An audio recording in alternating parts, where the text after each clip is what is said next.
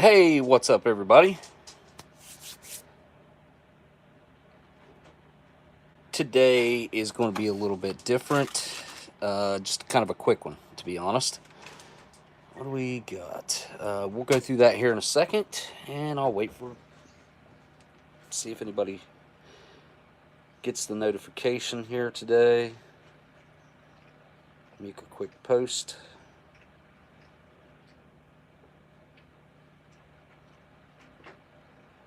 Let's see here. Hey, thanks for the thumbs up, whoever done that. Let me go to live chat. There we go. Hopefully this thing will work. Hey, what's going on, Josh? Glad you could make it. Let me make a quick post. Oh, hang on. Copy link.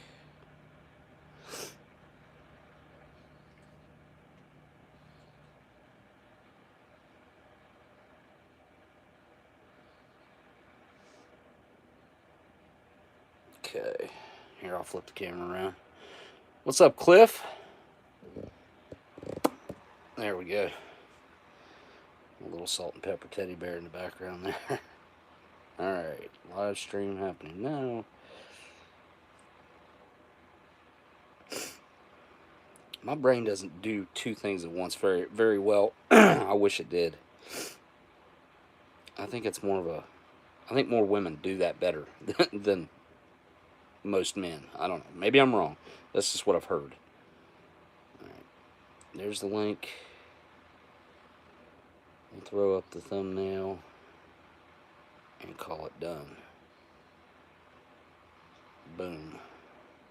Alright, go one more place to make a real quick post. General.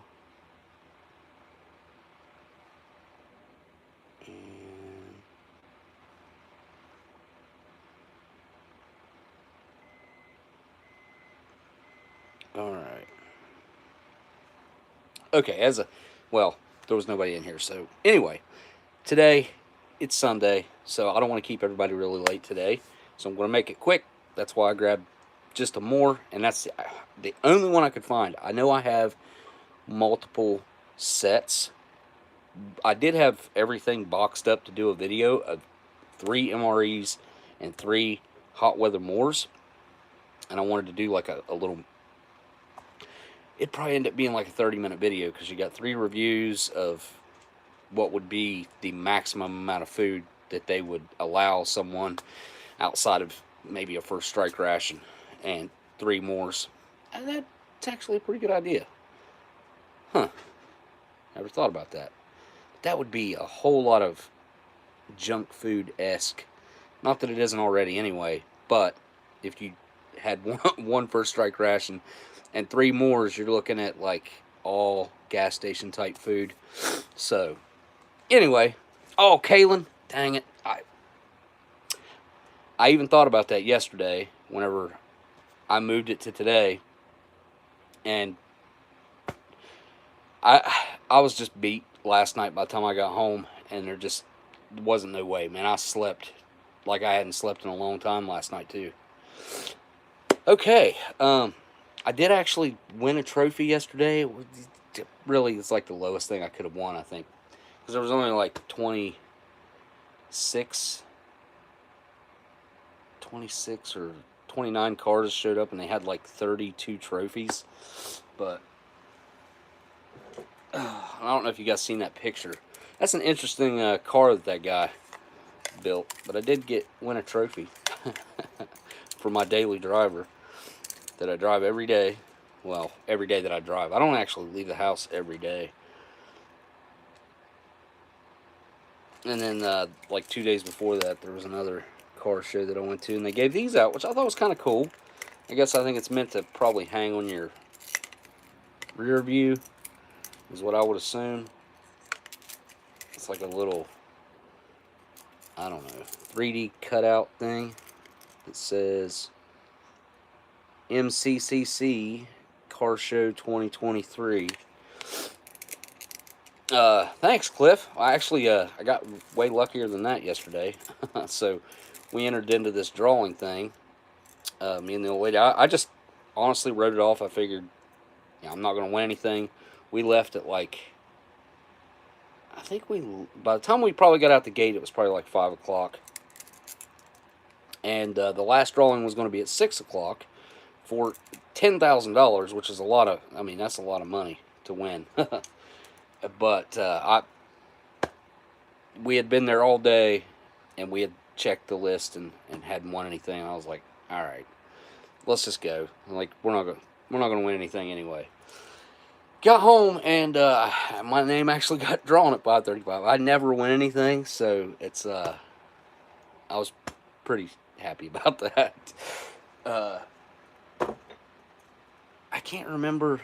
See, I don't play like scratch off lottery tickets or really anything to where I put myself in the position to win anything. But on occasion, I have entered a drawing or whatever, and I never win anything. So I just kind of figured that's kind of the luck that I have anyway. And I never expected to win anything. And I got lucky, so I did.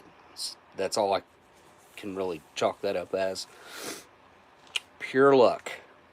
And I'll bet you I was thinking about it, trying to figure out how they sold these tickets and how many they could have possibly sold. I think the highest number we heard was like in the 1500s, and they gave so many tickets to each business, and I'm going to bet that most businesses didn't sell nowhere near all the tickets that they were given. They might have gave 50 to one business, 100 to another business, and I'd say each business was probably lucky to sell maybe 20, 30 tickets at the most. Thank you, Kaylin. I appreciate it. Yeah, I did. I got lucky, man. Yesterday was a long day. Up early and left, and it was raining, so it was kind of like my arthritis was kicking my butt yesterday. Unfortunately, I do have I guess I do have a pretty bad case of it or whatever. I don't even know how you get that or what, outside of me having the injury that I have. Obviously, that is why I have it so bad in my left leg, but I also feel like I have it in my other leg. And I think maybe that's where I've stood on that one leg for so many years. I don't know. And I don't know what to do about it. I take osteobiflex, and it seems to help. That stuff, I will advocate for it if you have that type of, if you have arthritis or whatever. I think that's what it's supposed to help. But tightness in your joints or whatever. And I take that stuff, and it does seem to help. And I don't take it all the time, even though it says to take like 2 a day. I don't want it to stop working for me, and I take it just on occasion, so it does help. Thank you. I like this shirt. It's one of my favorites. I get compliments on it on occasion. I should have bought 2 of these whenever I bought this one, and so I would have one that would be a backup or stay clean looking. But I didn't think ahead enough whenever I found it, and it's possible they only had one in my size, because that's usually how it is whenever I buy t-shirts. Like, I'll find one, or if I find 2, sometimes I'll buy both, just because I know how I am with t-shirts.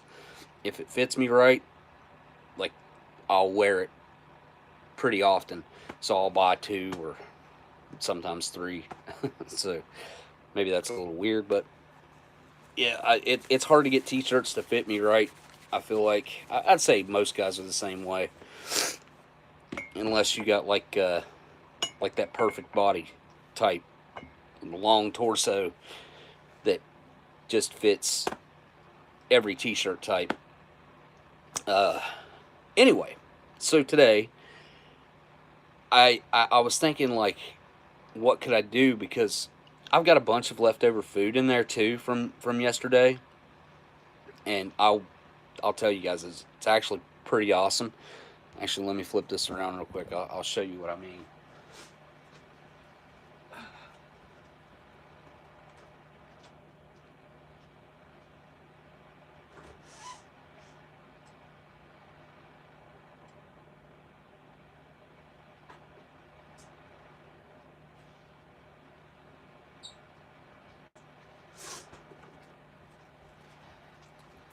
Alright, so this is what we got yesterday, and this is basically why I didn't feel like live streaming yesterday, because I was absolutely not hungry to eat anything, but like that's what you got, and all the food was free. So, well, free, I mean you paid to get in, so it's basically you pay to get in, and it's really, really good. I don't have any complaints about it at all. I'm not real big on mixing a bunch of barbecue sauce into my pulled pork. I like the flavor of pork, especially like slow cooked pork like that. And then if I want to add a little bit of barbecue sauce to half the sandwich or something, I can. So I like that they done this instead of just adding a bunch of barbecue sauce into the meat and mixing it up. Man, I just put that brand new paper, or not paper, but background up too.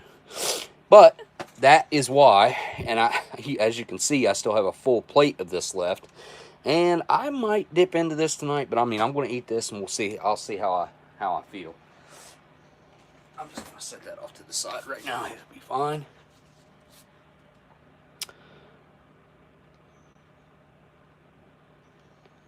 Daniel, you're the same way.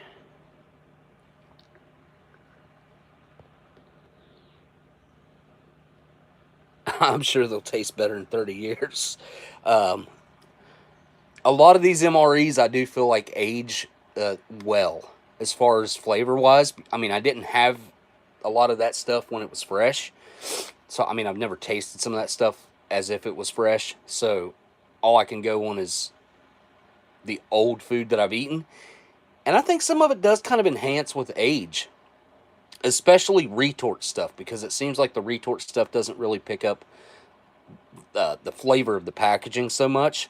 So, yeah, I think sometimes aging does work. But I've been thinking a lot about those preservatives too, and there's been a lot of like problems with preservatives after extended periods of time, because they're not going to test a lot of this stuff for 20 years before they release it. And they release it, and then it's in the food for 20 years, and then people start having problems, cancer, all kinds of things, because they ate certain types of preservatives all the time. I think preservatives can be a great thing in certain situations, but I think if at all possible, if you can avoid them, avoid them. I think this food is more or less, you only eat it if you need to or have to. Camping situations, I think, is an okay scenario to do this, because lugging a bunch of food out there is not always ideal. This is self-contained. There's a lot of pluses to it, but there's also a lot of negatives to it. The preservatives, the sodium, which is a preservative, I mean the salt, but yeah, they're definitely not meant to eat a lot of or for a long time. I mean, you know, that's an obvious thing that I think anybody who's been in this for a while or has been around MREs or watched a few MRE videos come to realize that MREs are not something that's meant to be eaten for a long period of time. If you eat these every day, 3 meals a day for a month, it's going to change your body. It's going to change you. And I would venture to say that 99% of people, it's not going to change you for the better. You've really got to be working super hard to use up what these provide, meaning the sodium, the vitamins, the minerals, and work those preservatives out of your body. So I'm not going to say it can't be done. It definitely can be done. I know that it happens somewhat. But even guys in the military now, I mean, like for them to work these off, like a lot of them outside of a direct combat situation, they're probably not going to work it all off. So, yeah, I think no more than what I do eat them, I'm okay with it.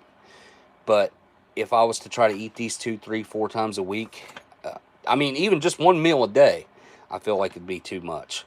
So, I was just actually watching this kind of strange-ish video. that I'd never seen before pop up, and it was talking about some of the problems that MREs had over the years, and they brought up the vomit.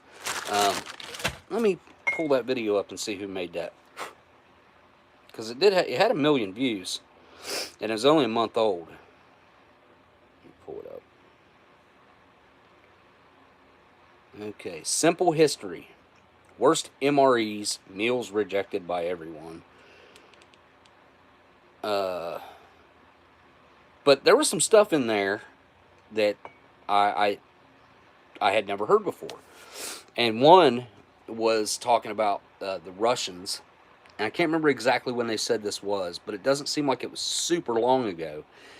They were they were feeding their guys, instead of, you know how like the Tashanka come in those little flexible cans, little square flexible cans.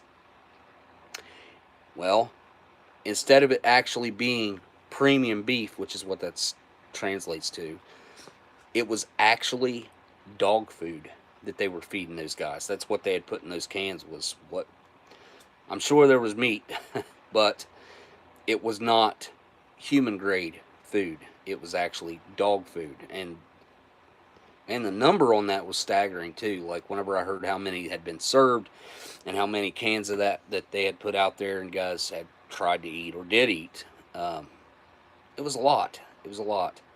So MREs are not without their problems. Rations in general, over the years, going all the way back as far as, well, every war, really. I mean, every war needs its rations. Without it, you can't fight. You can't defend your country. You can't, well, you know, whatever.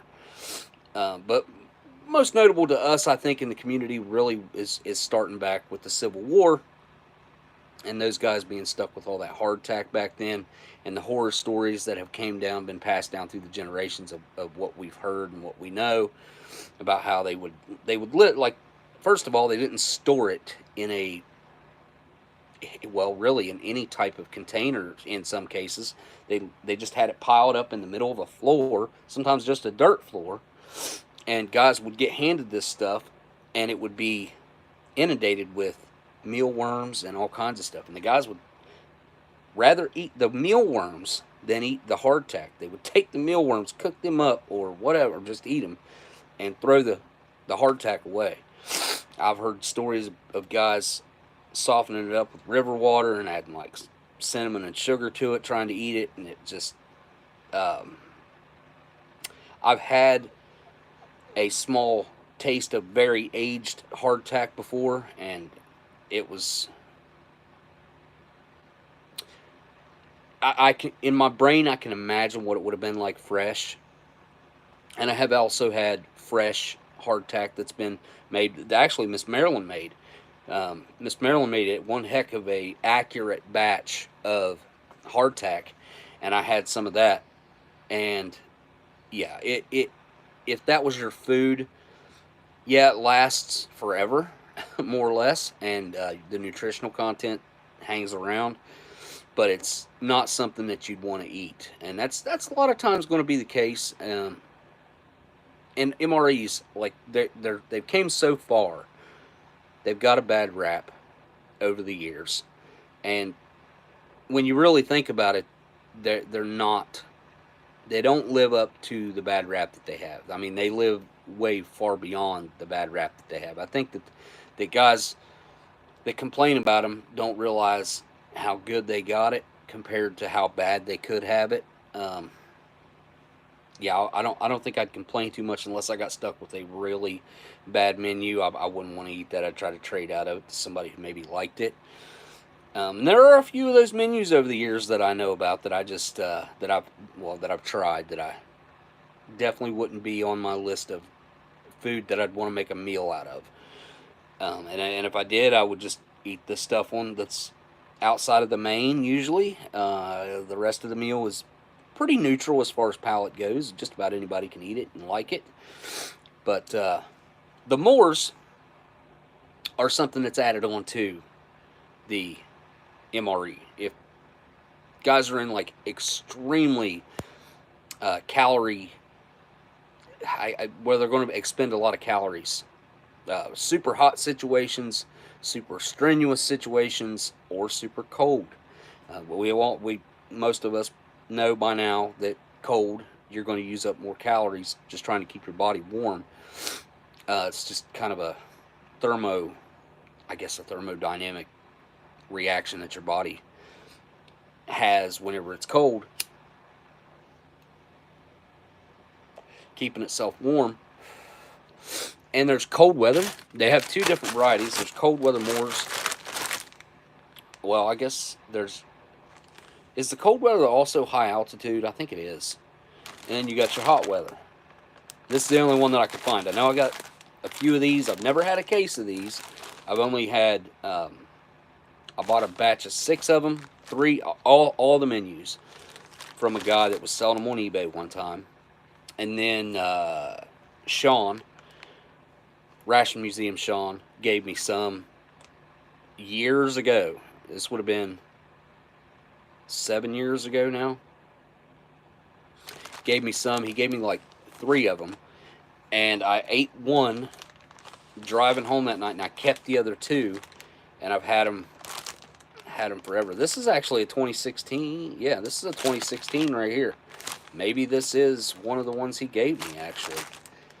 This is the only one that I could find. It's very possible that this could be one of the ones that Sean gave me. Because he gave it to me in 2016, and I think he had gotten them extremely fresh, if I'm not mistaken.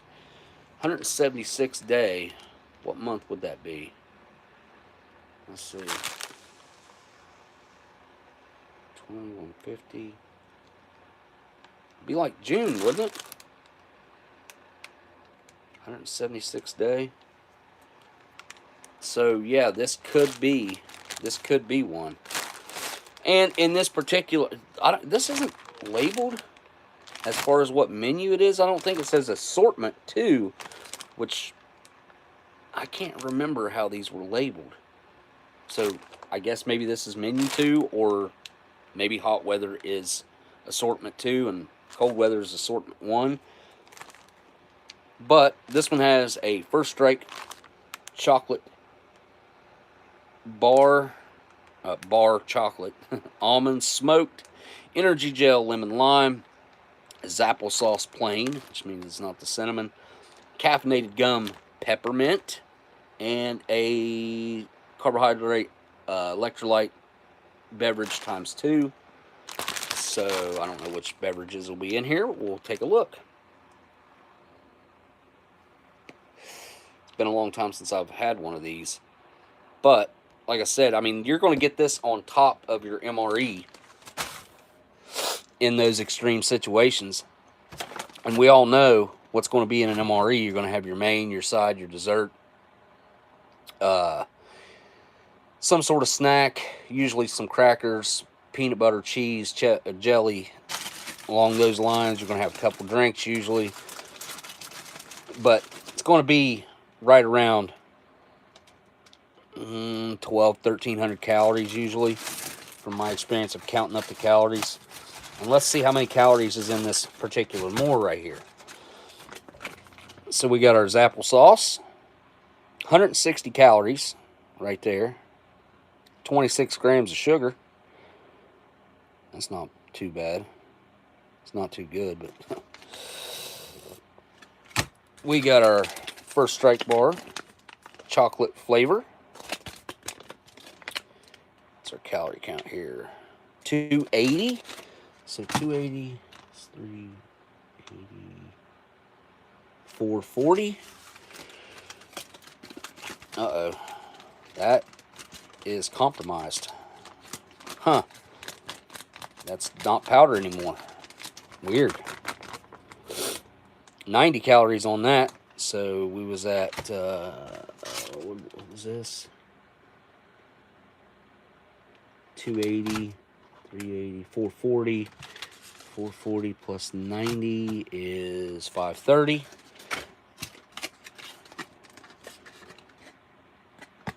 $115 in the almonds. 630, 645. 645. In here, in this lemon lime energy gel. Where's our calories at? Oh, right here. 140. So what I say, 640? It can't be right, can it? 645, call it. And this has got 140, so 785. Okay, 785. 875. And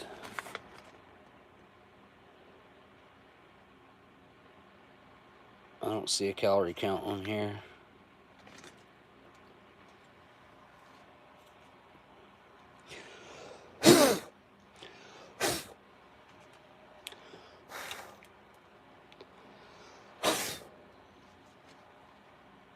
$7.80. It's 800 calories. I mean, there's got to be at least 15 calories in all this gum. And 2 pieces, I want to say it was 200 calories. Am I wrong? Let's see. Or 200 milligrams of caffeine. Let's see. I cannot remember. All right there. 10 calories per serving, which is 1 piece. So there's actually 50 calories in here. All right, let me see if I can find a caffeine number. I know 2 pieces is supposed to be like a cup of coffee, but it's different. This caffeine right here is I don't know if it's the delivery system or how you absorb it that makes it so different, but it works way better than a soda or a cup of coffee for me personally.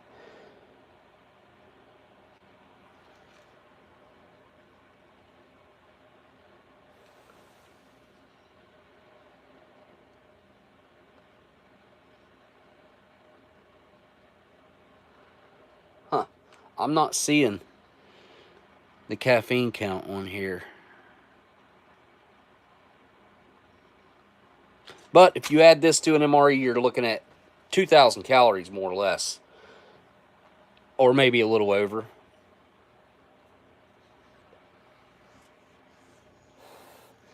Which to most people, to a standard meal, is the day's worth of food is going to be 2,000 calories. That's the standard number that's been going around for a long time.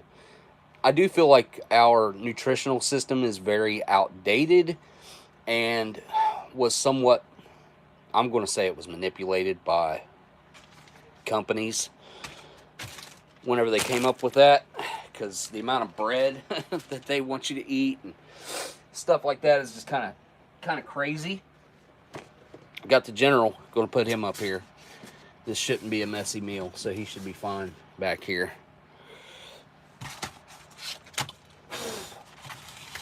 And as long as I don't end up having like a open house or something this weekend, because I was actually supposed to go to one today and I skipped out on it because I decided to do this instead.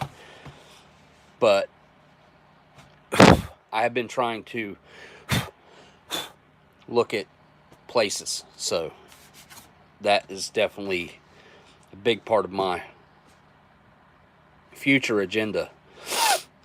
I would love to just build something right here where I live, and that may end up happening. I mean, we'll see.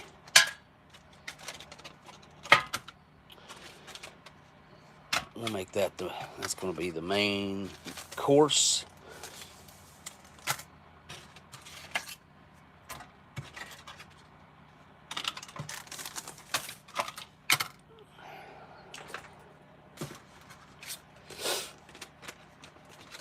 Let's take a look at this thing. See what happened to it. This was grape. Oh yeah. I mean,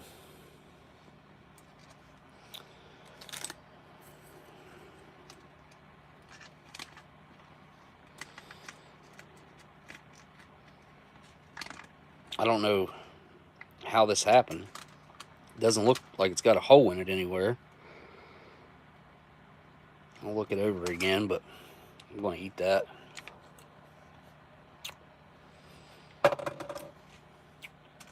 Salty.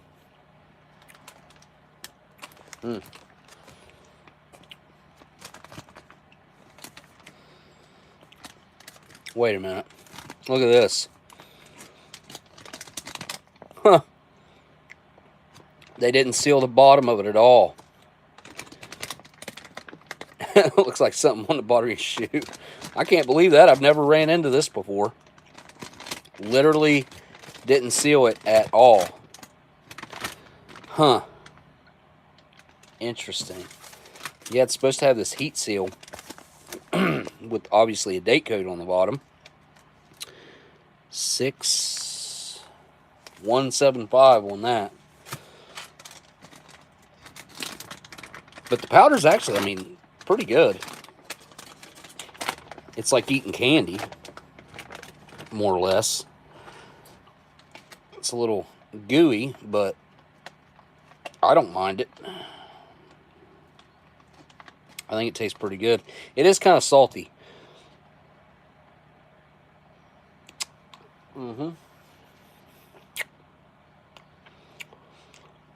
What's that remind me of? It's like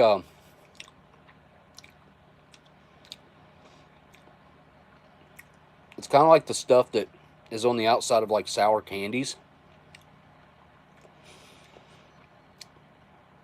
It's not quite as chewy as that, but I think it tastes pretty good. Probably shouldn't be eating it like this, but hey, it is what it is.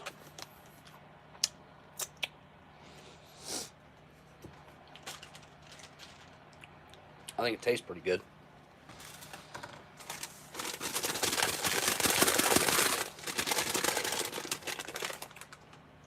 Let's get us a glass up here.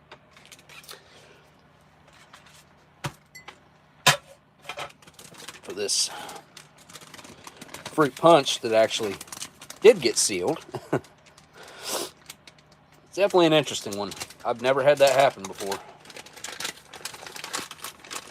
I've had, you know, messed up packaging before, but I've never had one just completely not sealed at all.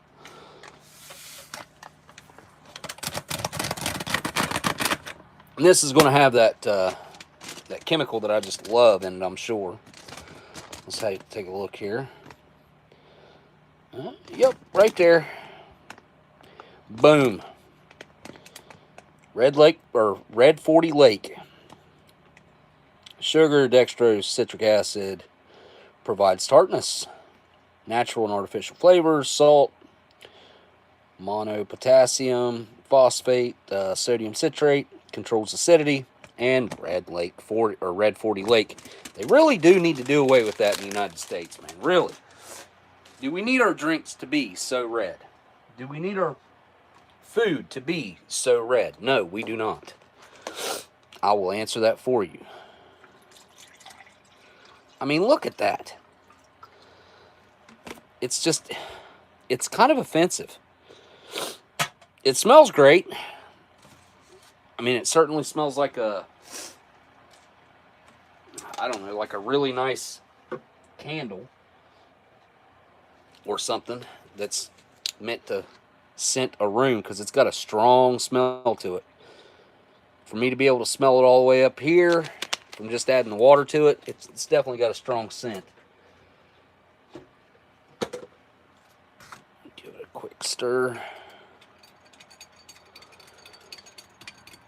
Now, after you leave this set for a little while, it will kind of settle and clear up some.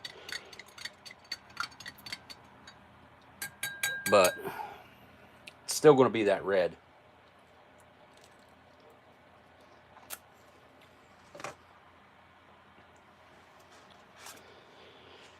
All right. Okay, let me get a bowl. Where are my bowls at? Oh, man. My stupid cat knocked them down.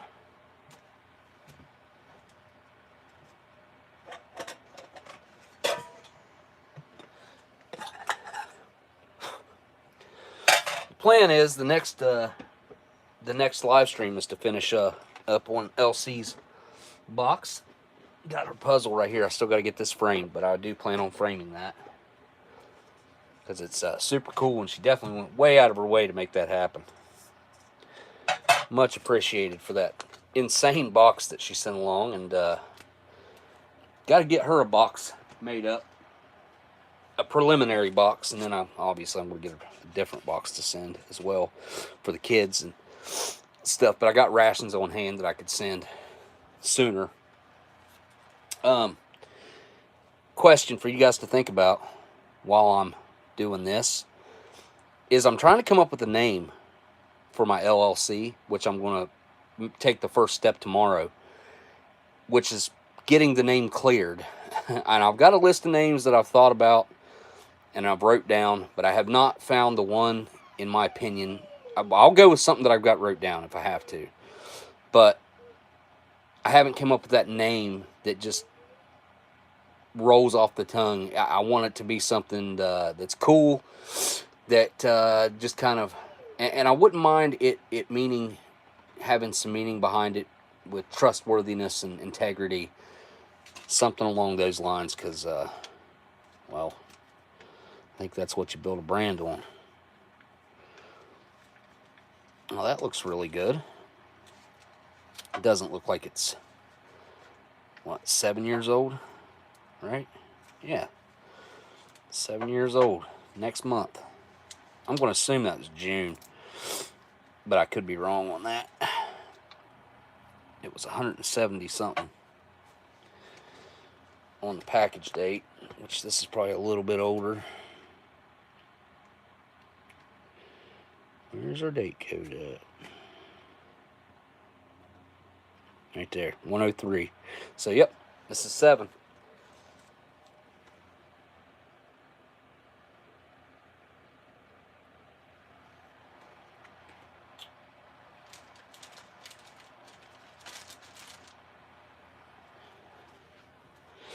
First Strike chocolate. Oops. There we go. I think these things are appetizing looking. I like the way they look. And that smells pretty good. But this is the era of First Strike bars that I think taste like alcohol. They have a very boozy flavor, or kind of alcohol twist to them, that I'm not a big fan of. Kind of weird. They definitely didn't stay that way though, but for a couple years they were like that. 15 and 16, maybe even 14. There we go.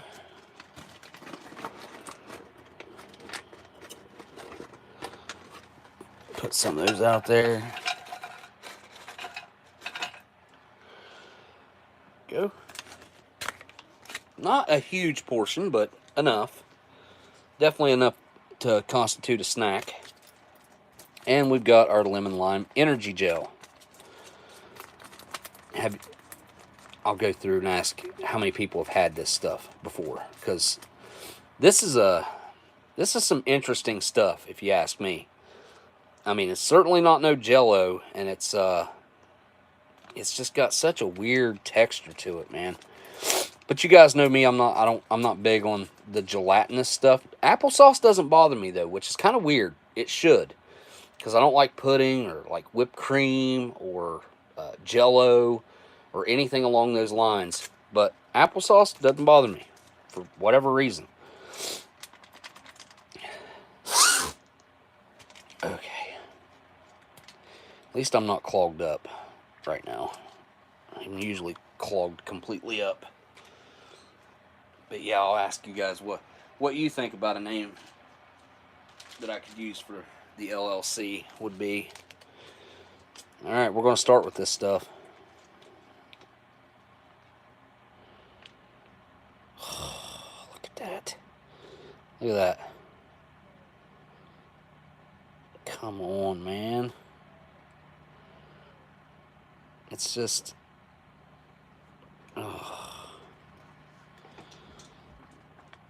Oh,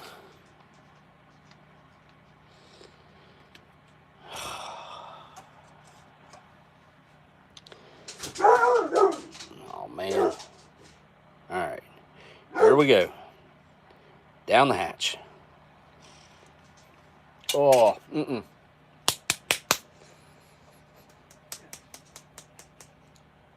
It's like sinewy fat. I do not like that at all. Flavor-wise, it's also kind of weird. It's not real lemony. It's almost got like a savory twist to it. I don't like it. I don't like it at all. If I was starving, sure. I'm sure I could get it down. I am not starving, and in a situation where you got this other food, that I would trade off to somebody who likes it, because it sure is not me. I am not a fan of this. The mixed berry, even, it's got a great flavor to it, way better than the lemon lime, but it's still got that same weird, like, almost like a hard, gelatinous, I don't even know what to compare that to. It's just really odd, because it's got like these rough, kind of hard spots through it. I don't like it. But I do feel like there's probably some people that wouldn't mind it. But I would venture to bet that at least half the people don't like it.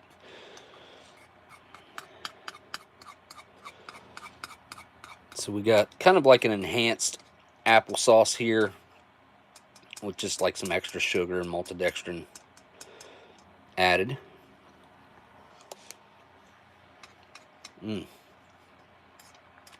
Very sweet. Nice applesauce. I mean, it's good. Smooth. Fresh. Flavor's really nice. Apple. Yeah, I could eat a couple of those at one time. I mean, that's a decent helping of applesauce, though, I will say. It's a little more than probably what you'd get in like one of those little cups. Or it might be the same amount. I assume it's probably 8 ounces. Well, how much was that? Nope, I'm way off. It's only 4.5 ounces.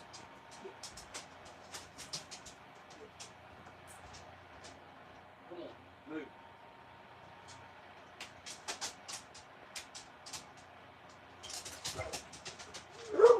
Alright, it's gone. It's gone. Jeez. Sorry about that. The dog's freaking out because there's a possum on the back porch. Alright. First strike bar. First strike. Wait a minute. Energy bar? Ain't that what it says? I thought that's what it said.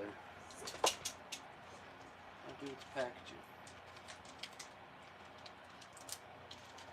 Huh. What did I do with the packaging? Oh, it's back here. First Strike Nutritious Energy Bar. There we go. But you got your little, like, puffed, round rice balls in there, along with, like, this chewy, chocolate-flavored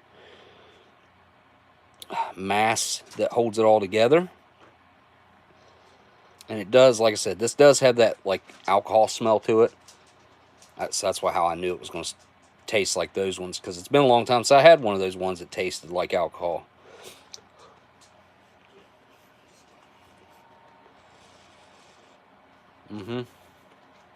Yeah, it's like, it's got a weird fermented taste to it, mixed with like a dark chocolate flavor, kind of like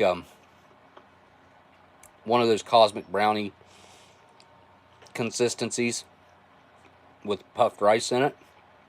It's a little bit tougher than one of those cosmic brownies, but flavor wise it's kind of similar.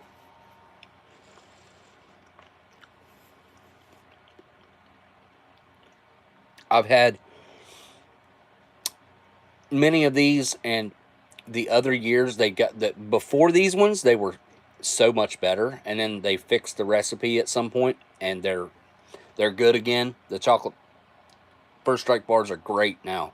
They're really nice and milk chocolatey, and these ones just aren't. Kind of weird.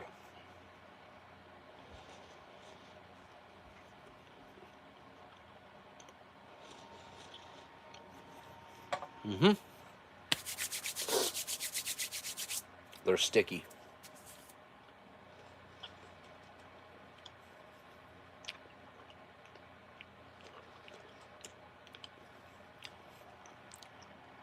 All right.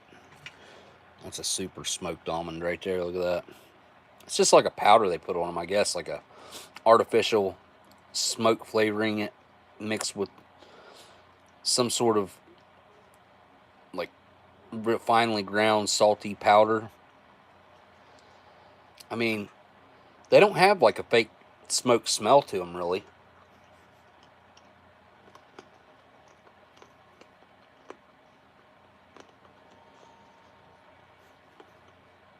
Definitely salty. First thing comes to mind. And you don't taste the smoke until like it's not immediate, but it's definitely there. I've always liked the smoked almonds because they did a good job at making that smoke flavoring subtle instead of it being offensive and over the top, which I've definitely experienced that with that smoke flavoring before.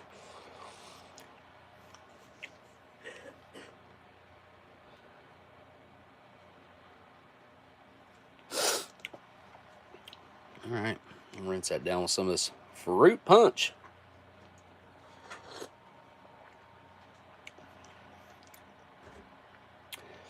I mean, it tastes like Hawaiian punch. If you put this in a Hawaiian punch jug and gave it to me, I wouldn't call you out on it. Which I don't frequently drink Hawaiian punch, so it's not like I would pick up the subtle differences. So to a novice Hawaiian punch drinker like myself, you could trick me with this. Maybe someone who drinks it every day wouldn't be so easily tricked, but it's definitely similar enough to pass off.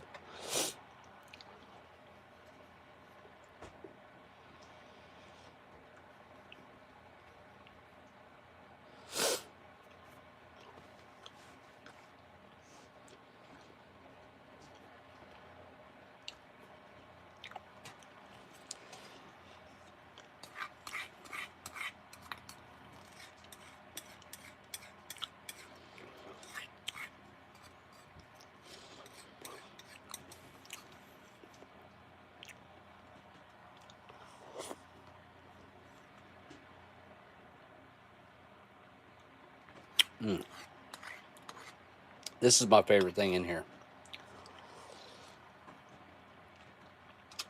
Had that have been a cran raspberry bar, that would have been my favorite thing in here. But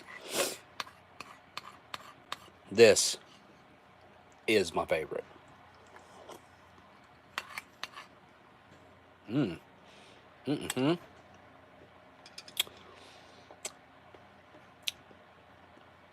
That's weird. There was something in the applesauce. Something hard. I just swallowed it, whatever.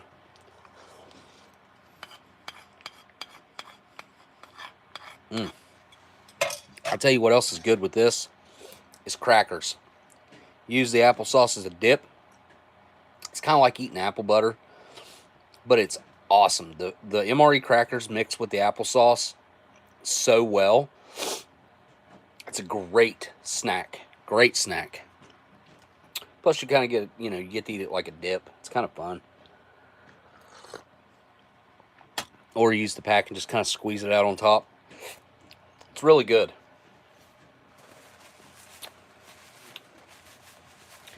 I'm also not a big fan of this. I mean, outside of the fact that they use that Red Lake 40 or Red 40 Lake, whatever it is. Because it freaking dyes anything that it touches. Your fingers, your mouth, your teeth, your jug. You put that in your in your canteen, you're dyeing your canteen red. I can't say how much of a non-fan I am of that crap. That that horrible, horrible dye. All right, let me go run this possum off. I'll be right back.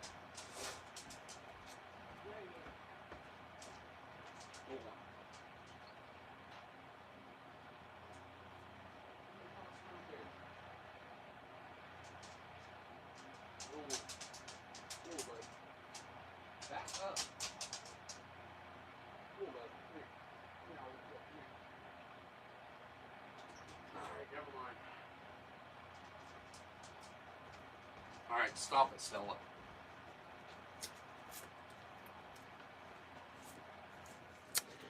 All right. So there it is. That's some more. That's some more, eh? And I'll try a piece. I guess I'll eat a piece of that gum. I mean, it's blue in color. This is my favorite gum. The only other gum I've had is the cinnamon kind. But this stuff works amazingly well. Like if you're super tired, I was driving back from the first MRE meetup that we ever had, and I'd been up all day, hung out with everybody till like 11 or 12 at night, and then drove home, which was like a 9-hour, 10-hour drive home for me. And I was supposed to have surgery not the next day, but the day after. I will tell you, I stopped at multiple rest stops and made coffee instants. I stopped and got actual coffee at gas stations, and it was doing nothing. And I had never had the gum before. And Sean was like, use that gum to try to get home. Or if you need it on your way home, he said. And I was like, yeah, whatever, dude. I consume so much caffeine on a daily basis. Like, that's not going to do anything for me. Especially at that time. He's like, just give it a try. I was like, whatever, dude. All right. So he gave me an extra pack of this gum, and then he gave me those mores. And coming home, I was like, all right, I'm gonna try this gum. I ended up chewing like 4 pieces on the way home, and it woke me straight up. Like, I wasn't groggy, I wasn't tired, I was alert. I don't know. It's crazy how well it worked, especially since my caffeine tolerance should be extremely high. It was impressive, to say the least. All right. Well, I want to have a Canadian cigarette. Let's try one of the distinct. Right here.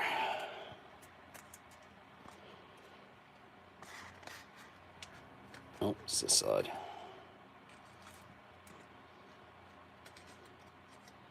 Cherish all the smokes that have been sent to me. I only smoke them on the streams usually. I mean, there's been a couple times I've had like one off the stream. Very rare.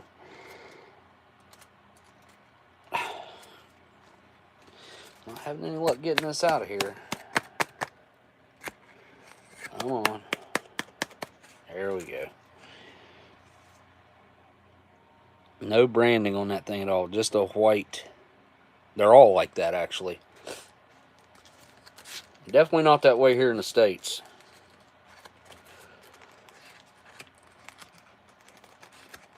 Okay. What's up, Craig? Yo, Craig. That was a Ice Cube name on Friday, wasn't it? And Smokey. Smokey, Smokey, Smokey, Smokey. I will light it with a match. What's the mission with the LLC? Well, I've been looking at food trucks. My son's already managing I would say the most successful restaurant around here now, since the other one burnt down. Years ago, it burnt down like 2000, probably 18. It was called the Wild Horse. It's on the river, across the river in Pomeroy. So it burnt down, And we have not had a proper sit-down restaurant around here other than the Mexican restaurant that my son works at. So I was thinking to dip my toe in the water to get a food truck and let them run it, let them do their thing. So I've actually found some what I would consider to be amazingly good deals on food trucks. But to do this, to do it properly, to do it right, I've been needing to start an LLC, if nothing else, just to expand on my YouTube channel, because I haven't done much business. I've not made merch. I've not done anything. I could have done all that stuff, and maybe I should have, but I felt like that just wasn't, like, that's not the mission of what I do here. What I do here is just, it's purely entertainment, and it's my hobby. Turned into a lot more than that. I feel like it did. It's certainly a huge part of my life. Didn't start out that way necessarily, but it sure did evolve into that. And then it also evolved into a quite a large community of people that we've ended up with a really good core group of people. And I would say that core group of people consists of about, the core group is probably 200 to 300 people over the years. Some drop off, some come back. Consistently, every Saturday, it's judging by the numbers that I have, people that stop by. It used to be like 300 to 500. Now it's like 200 to 300 per Saturday, which I don't know how many of you guys have experience talking with that many people. But usually there's anywhere from 30 to 70 in here at one time, and I feel like that's really enough. That's enough people that it keeps me busy talking, and you guys we're actually able to connect through the chat. Does that make sense? I feel like your time is valuable, my time is valuable, and we're spending this time with each other to hang out. This is definitely a virtual hangout session or whatever. So I can't see you guys, but I sure can see your words. As I said, distinct, is that what it was?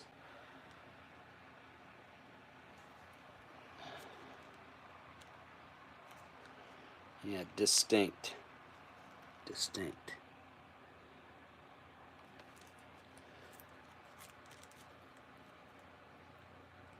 They got the French on there, of course. 20 cigarettes. I love that tax stamp. It's a cool tax stamp. Yes, sir. Anyways, that's what I was thinking. I'll show you guys the, hopefully they're still up. It's been like a week ago that I found those food trucks. But man, it seemed like they were a really decent deal. And they're local too. Well, I'd call it local. They're in Dayton, Ohio, which for me is like let's see, I could probably be in Dayton in like 4.5 hours probably. Realistically, it's going to take me longer than that, but your average driver, normal person that doesn't have to stop like I do, could just drive up there in probably 4 hours, I'd say, give or take half hour. Don't take a half hour, probably give a half hour. Alright, let's see if I can find them again. There was a couple that in particular. Oh wow, that's a cool one. What? Hold up. This is like right up my alley. Because I worked on the river and I was a towboat worker for years. Tell me this thing floats. Please tell me it floats. Oh, wow. This is super cool. Someone turned a houseboat into a food truck, and now I want it. This is so cool. And the price is like, all right, I gotta show, I'd never seen this before, but got a Jungle Gyms plan for next weekend. Oh, really? Dang, that's cool, man. I've been wanting to go back to Cincinnati. My old lady's got family that lives up there. And it's been a while since we went. It's been like probably 6 months or so. Check this out real quick. Look at this food truck I just found. Well, it's not a food truck. It appears to be a food boat. Oh, if it floats, that would make it even 10 times better. Probably doesn't.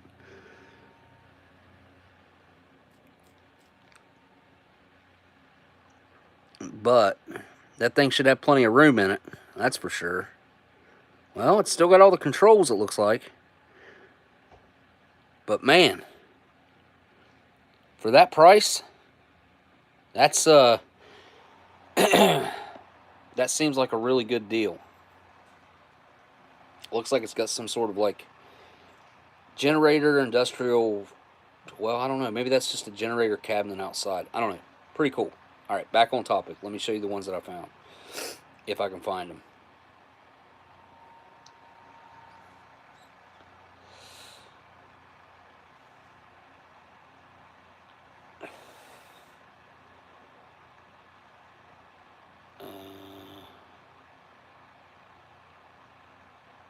I think that's one of them right there.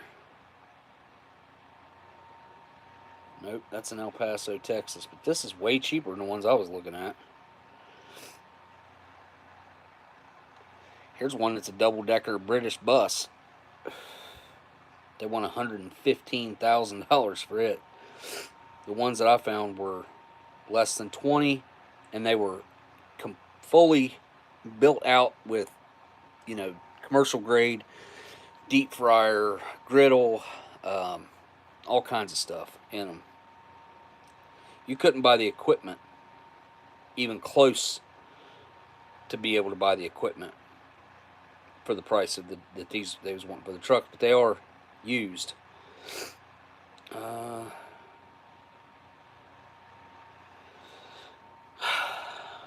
I figured it'd be a lot easier to find. I am wrong. I figured they'd pop right up, especially since I looked at them before. I did put them on my watch list, though. So, might have to find them that way. Anyways, there was a black one, and I need automatic transmissions so they can drive them. But I'm looking here, and I'm finding stuff that's cheaper. Wow.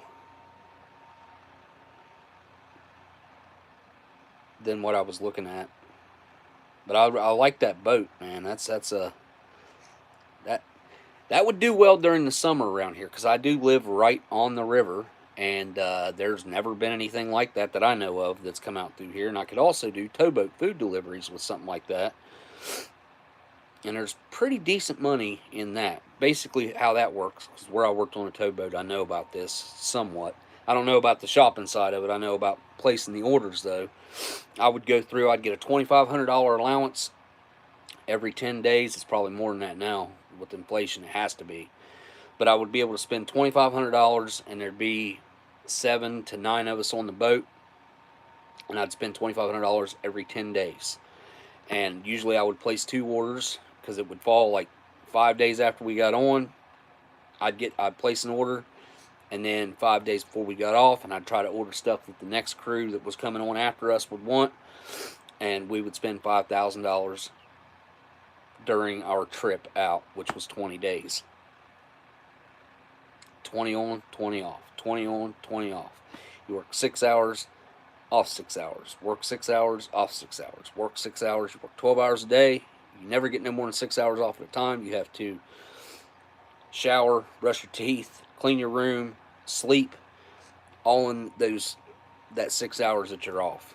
You got to cook your food, because we did not have cooks, hence why I was ordering the food.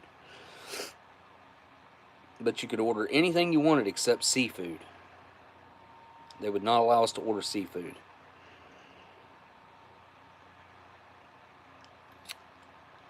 Well, maybe those trucks sold already. I mean, because I'm not seeing them.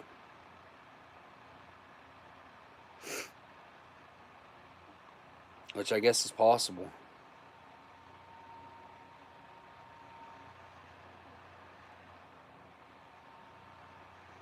See, we've thought about, we've been talking about what kind of foods we would do.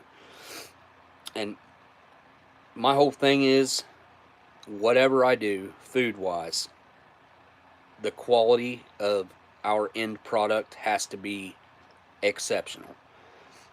That's, whatever price point we got to go with is what we got to go with. But I want that end product to be something that when people eat it, they want to come back.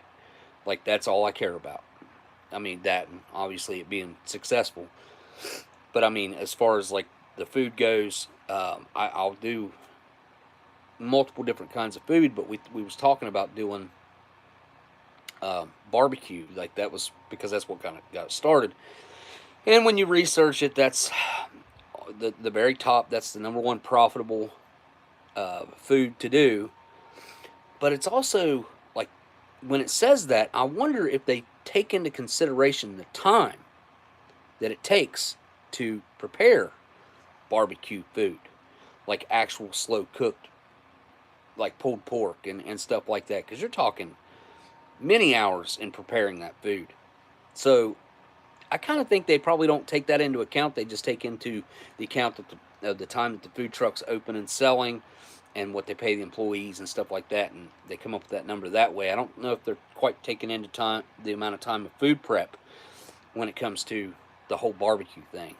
And then there's also, with barbecue, where it takes so long to cook, you can't make anything to order, right on the spot. So you have to cook a whole bunch ahead of time and just hope that you sell it all so it doesn't go bad. Or you don't make enough and you miss out on money. That's where I have a problem with the whole barbecue aspect of it. And there's already a barbecue truck that sets up around here. That's the only one. That's the only food truck.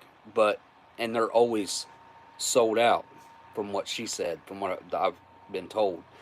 So they're missing out on they're missing out on money. But I wonder if they're doing that because if they cook more than that, they'll end up with waste. So I'm not 100% sure what the deal with that is. Let's see.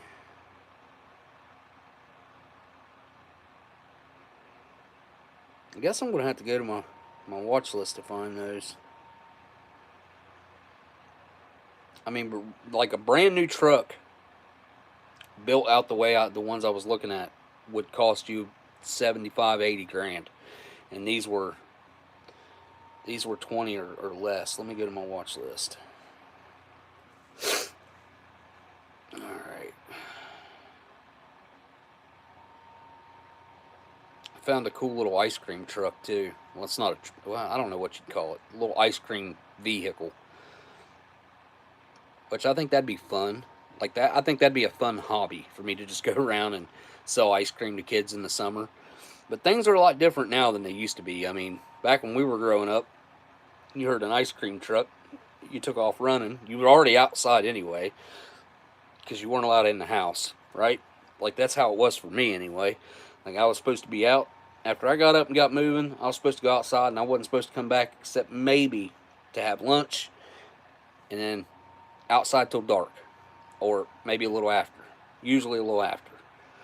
I would usually push my limits and stay out till, if it got dark at 9, I wouldn't go home till 9:30, 10. I would always push it for as long as I could. But starting right now, what do you guys have? Do you guys have any suggestions for names, company name that I could use? I'm fully all ears when it comes to your suggestions, and I may end up using one of them.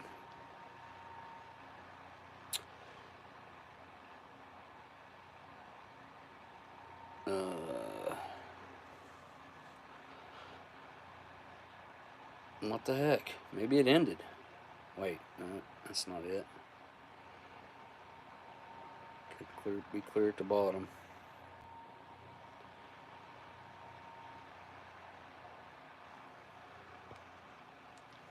Well, yeah. Okay, so Mike, as far as I can tell from what I looked up, Oldsmokey LLC would be available here in West Virginia. But I don't know that I want to tie my name and the brand that I've built to an LLC. I don't know if I want to do that. True Food Media Group. I mean, yeah, something along that lines that kind of separates my personal life from the business side of it. You know what I'm saying? That's the only reason I didn't already be like, yep, I'm definitely going to do that. I mean, I guess I could, but see, the LLC doesn't really matter because I don't have to name my business anything to do with the LLC. The LLC just will be the owner of the business. And the LLC, I'll be the owner of the LLC. I'm still learning. I mean, I don't have a clue really what I'm doing, to be 100% honest. I'm just kind of going along and playing it by ear, doing the best I can, using the internet as far as what it tells me to do to get started. What the heck, man? Alright, I'm going to go to ended. Maybe it ended already. Oh, there was a really cool tub of butter from World War II on here the other day. It was a preserved butter, and it was a great big old tin of it. 10.5 ounces of preserved butter. It's pretty cool. Sold for like after tax, like $270 for 10.5 ounce can of butter. Yeah, no, it's not worth it. Not worth $270. I am sorry.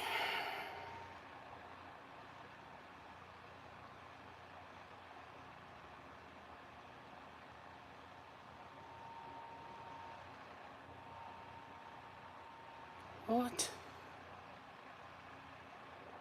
in the world?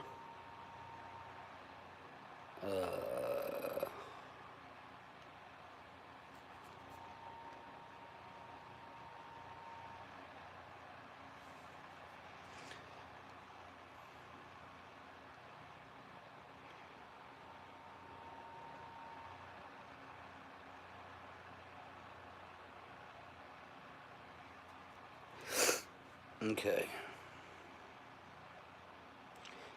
Well, I can't find them. I have been looking at the toy Jeeps for the General back there, though. Found this one the other day that was in the box. Come with the little guy. Thought that was pretty cool. Elsie's got me into these little toys now. That was also a 1982 version, so don't remember those. Was always a big ice cream sandwich fan. What are you talking about, Smitty? What kind of ice cream are you talking about? Italian water ice truck. Oh yeah, yep.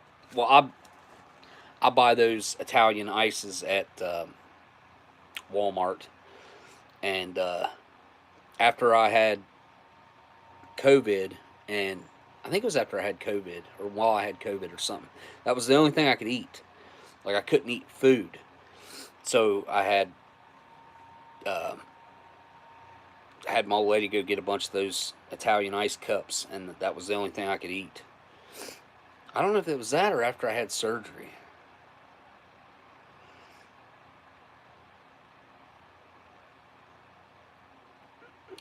What the heck?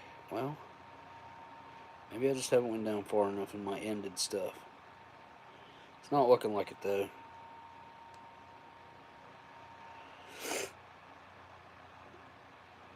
I guess I'm going to have to just keep looking later. Anyway. What's up, Kicks? Kicks bot? What kind of shoes am I wearing? Oh, dude. I'm wearing like some dad's Nikes. Some gray Nikes. Oh, nothing good. I got my Jordans put up. Holy cow, my shoes are falling apart. Some Nike Reacts. They're dirty too. Wow. But look at that. I ain't had these very long. I ain't had them maybe 4 months, something like that. Sent me a pic of the box. What? Rock or something. Emailed it to me. Hang on, I'll pull up my email.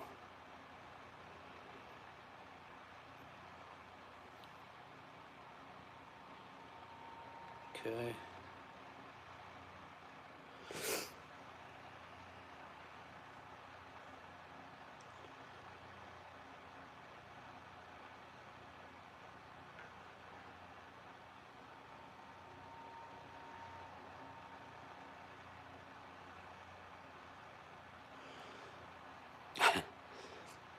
I just seen LC's email. It's a good thing that that worked out perfect. Oh, hey. Looks like I got a package at the post office waiting from Delicious too.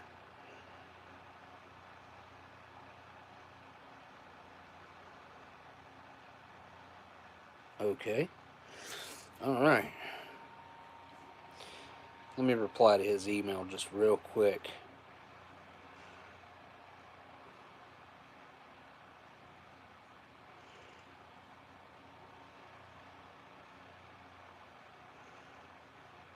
Okay. I ordered a bunch of rations from him. That's probably been 3-4 months ago. That's how long it takes in the mail. You can do expedited shipping from Poland, and I think you get it in about a month. If you do not do expedited, it usually typically takes 3.5 months. I've had it take almost up to 4 months. But rock or something, I'm looking for the picture and Kickspot. Like, I love me some Jordans, man. Like, it sounds like you're probably into shoes. I was buying the Jordans when they were brand new, so there's a nostalgia factor there for me. But my favorites are the 6s, 7s, and 9s. By far, personal opinion, those are the best ones that they've ever made. I'm not a huge fan of the 1s, man. I know a lot of people are, but I'm not. I'm just not. I opened up TikTok a couple months ago, and there was this dude selling, like, I don't know, they were probably about that big, just judging by what it looked like. He was selling these little, like, random box. They were randoms. You just got whatever. And you could buy an entire box, and they were all random, and you wouldn't get duplicates in the box. And I think it was $100, and they came with little display cases. And I was like, I'll order him next time I see him. And I subscribed to him, and I have not been able to find him ever since then. He was in China or Japan or somewhere like that. I don't know where he was at.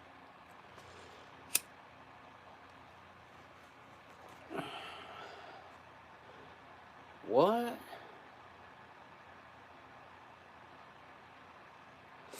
I'm half afraid to click on this. It appears to be an email from YouTube. It says a private video was shared with you. YouTube Policy Alert has shared a video. See, this is probably some sort of weird, like, spam, and if I click on it, it'll... I'm afraid to click on crap like that. Rock or something. What's your email? So I'll search your email. Wait, Jeremy? Is that it? Hang on. I just found it. Okay. Got it. This is the 1972, right? Peach Jam. Right there. Wow. December of 72. Huh. Okay. So you absolutely do have yourself a 1972 MCI.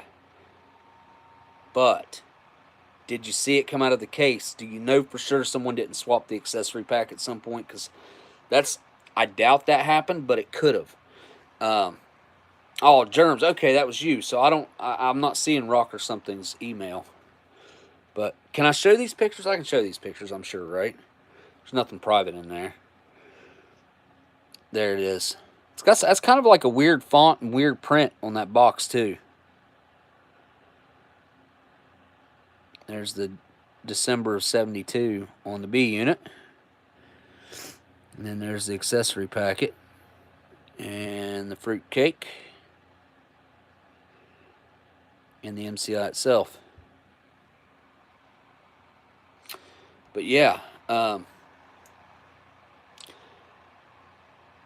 the only thing with that is, like I said, I mean, you never know. Like, weird stuff happens when it comes to accessory packets, and I would say it probably was already in there.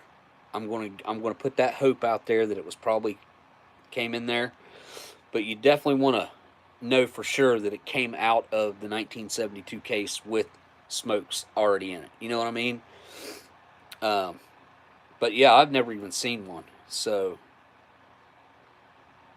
I haven't looked really hard until recently, I'd say. Well, maybe over the past couple of years. It seemed like it did. Yeah, well, that for right now, this is the evidence that we have. We're going to go with what we got. And as far as we can see with what you have right there, looks like smokes were in all the way through that entire year, which is kind of cool that this is a December. That means that case would have had to have been packed in December of 72. It would have had to have. Because that B unit being in 1972, and we know for, well, do we really know for 100% sure that they might not have been in January of 73, February of 73? I don't know. I don't know. It'd be kind of weird for the military to not use leftover, because that they had leftover stuff, and they didn't just rip stuff open and take stuff. They didn't do that. They would have just used it up. So, all right, let me go back.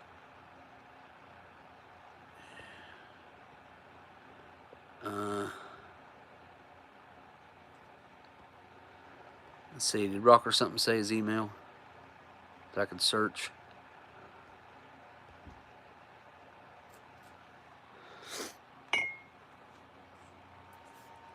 Kicks bot demands kicks. I don't know. I might be able to go get my 9s.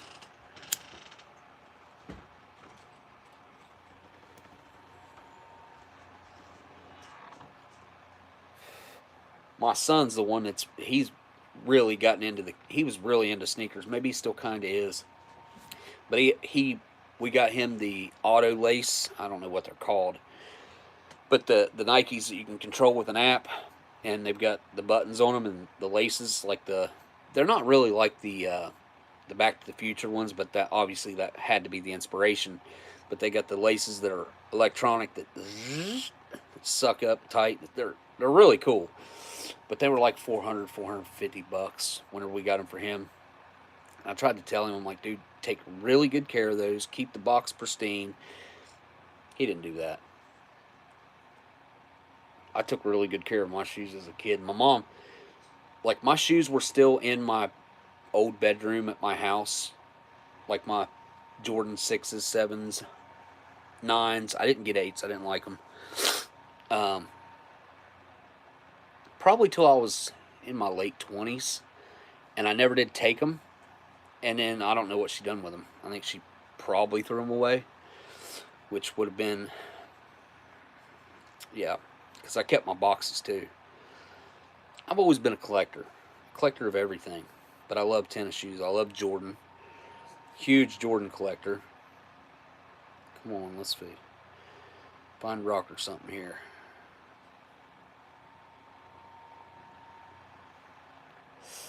How long ago did you send me pictures? Let's see. That's from me.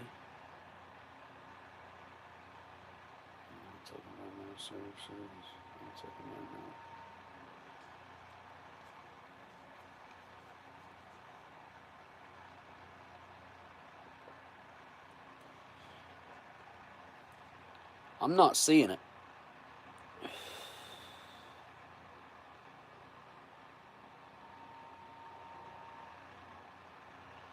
So I get hit with so many people try to get me to promote their crap. And I haven't like exploited my YouTube channel. I haven't like posted and tried to make a whole bunch of videos or anything lately. That's coming. That is definitely coming. I'm going to get way into, and I'm going to expand on the MRE thing, and it's going to be history and other things that interest me. Maybe I'm not going to make the channel take a complete off direction turn. I don't think that would be fair to the people that watch, but I am going to expand on the channel and bring some of my own interest into it also, like stuff that interests me and has always interested me. I'm a big car guy, always have been, so I might start sharing some of the car content stuff that I could share. That I think you guys would have enjoyed that rat rod. I don't even know what you call it thing. That's the trophy it won, was the best rat rod yesterday. But I put a picture of it up in a post. Dude made a car out of junk. Like, it's legit. Old license plate is the body of the car. The where you set is 2 old clawfoot tubs. The back of the car, that what would be like, it's kind of like a trunk or a truck bed or slash trunk area, whatever, is an old like steel watering hole for a cow, like watering container, great big rectangle. I think it's rectangle shaped. It might be square. Pretty interesting though.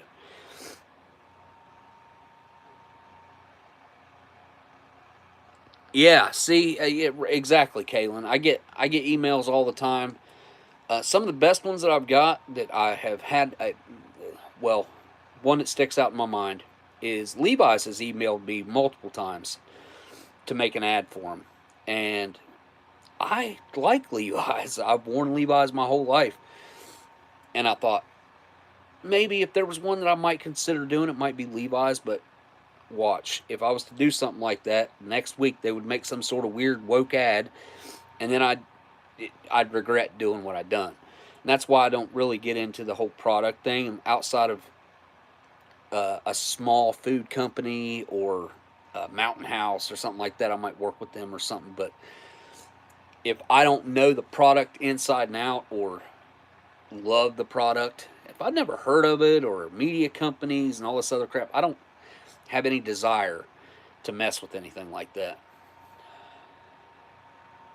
So I'm not finding Rock or something. I'm not finding an email. Wait, here's one from Smitty.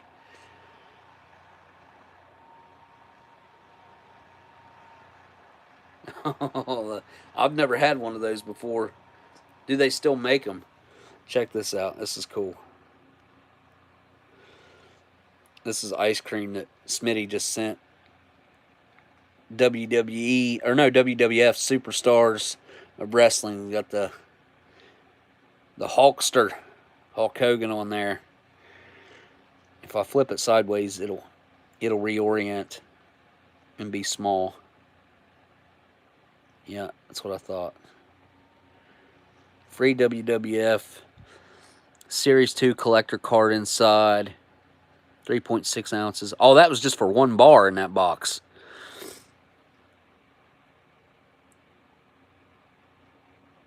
Oh, that's super cool, man. There we go. Vanilla ice cream covered with a rich layer of chocolate and topped with a monstrous cookie. Oh! So chocolate on the bottom, ice cream in the middle, and a big old cookie with Hulk Hogan printed on it on top. That is really cool, man. Yeah, I've never seen one of these before. Looks like the Ultimate Warrior's on there doing his like pose with the ribbons he used to tie around his biceps right there.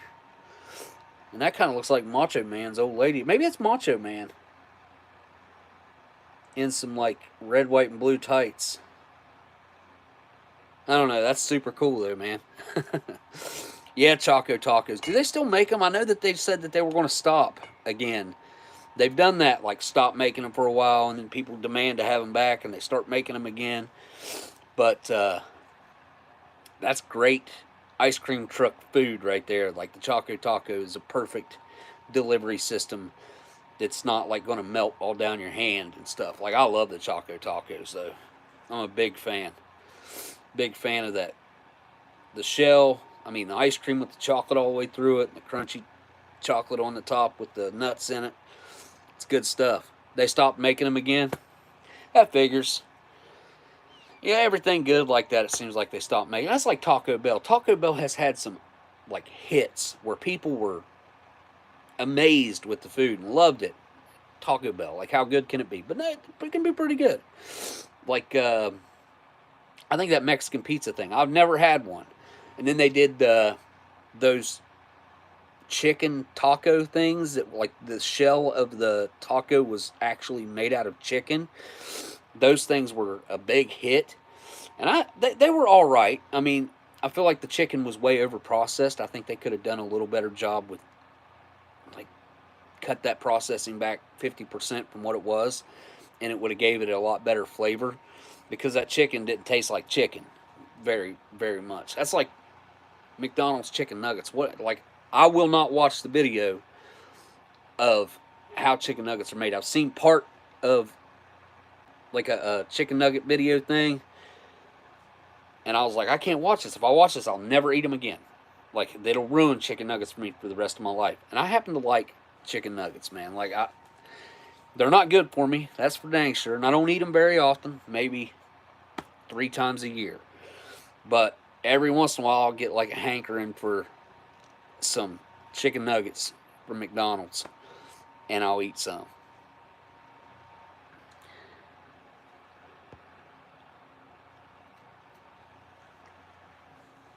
Pulled chicken would be better for that.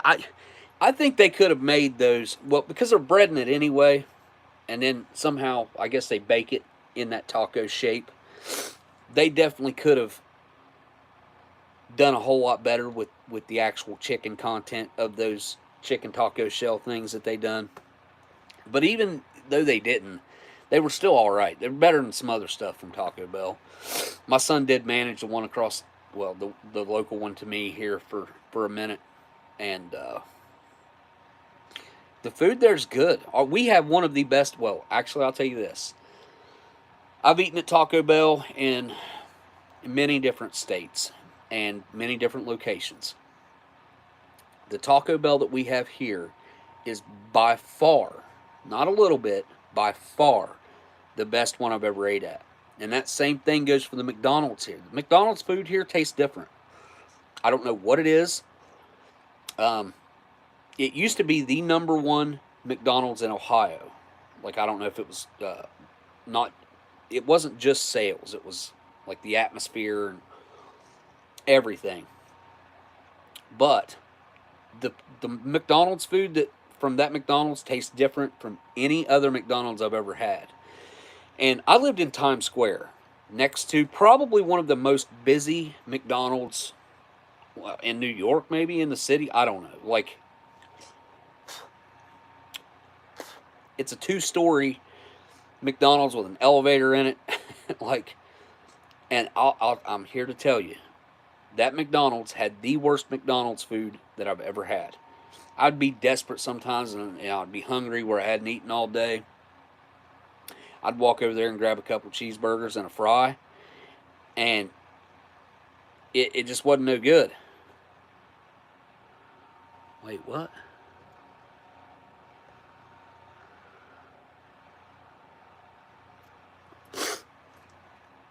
Let's see.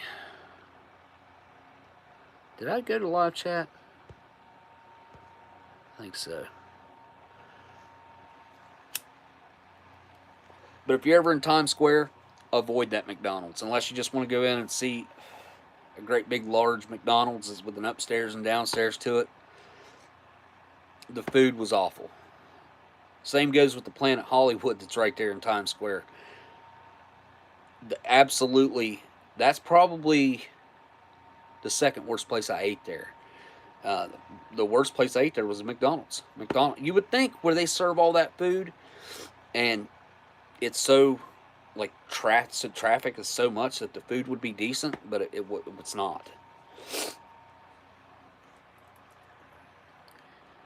Oh, you got a 2-story McDonald's in Anchorage. Up in Columbus, Ohio is one of the. I don't know if it's. I don't think it's the first one, but it's close to the first one.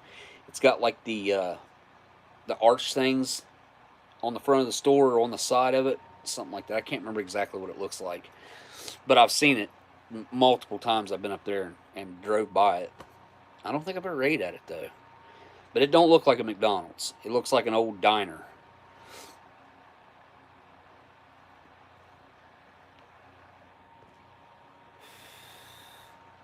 Oh, the 2-story one was the first one built in Alaska. I can believe that.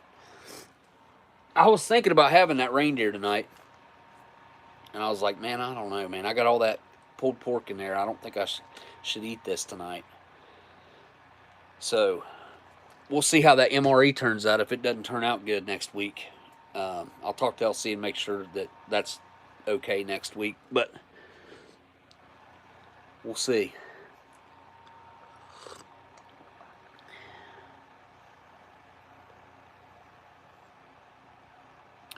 But I can say that save your money and not visit one in Singapore either.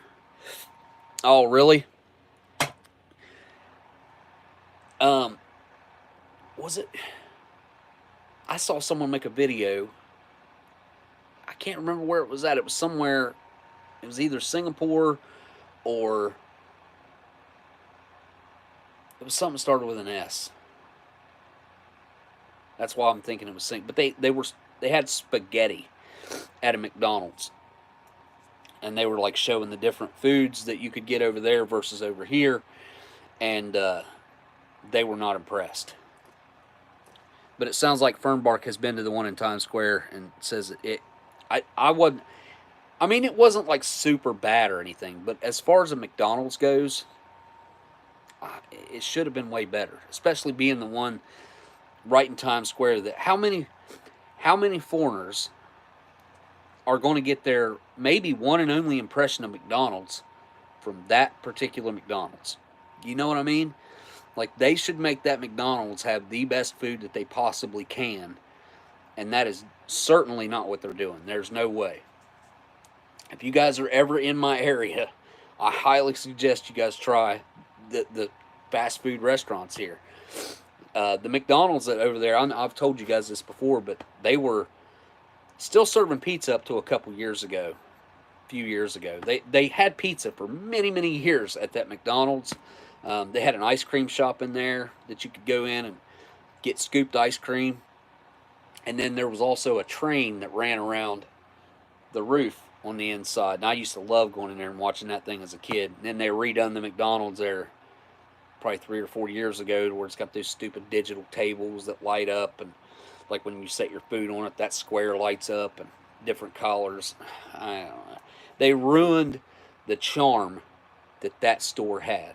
They ruined it because it was unique and it had its own like flavor to it. And then they just came in and gutted it all and turned it into every other McDonald's as far as the way it looks. It still has better food than other ones that I've eaten at, but still, they ruined all the ambiance that they had, all the uniqueness it had.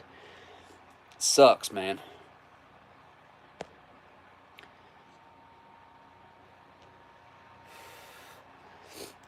Oh yeah, Bourbon Street Joe talking about going to Japan. Let's see, what? Jollibee, not McDonald's. Oh, it was McDonald's that had the spaghetti. If that's what you're talking about, I think I don't know. China, Japan, Singapore. I don't know. It's somewhere. Can't remember exactly where it was at. How did I meet Steve? The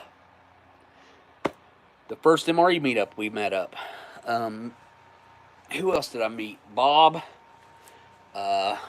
Sean, or Ruliak, the guy that runs the Ration Museum. Sniper, met him. Who else? K-Man.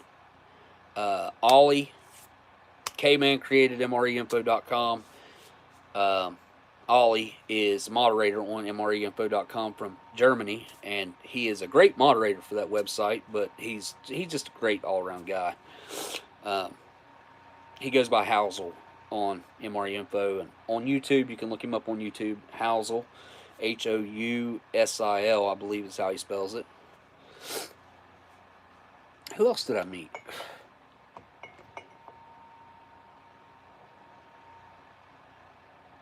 Huh.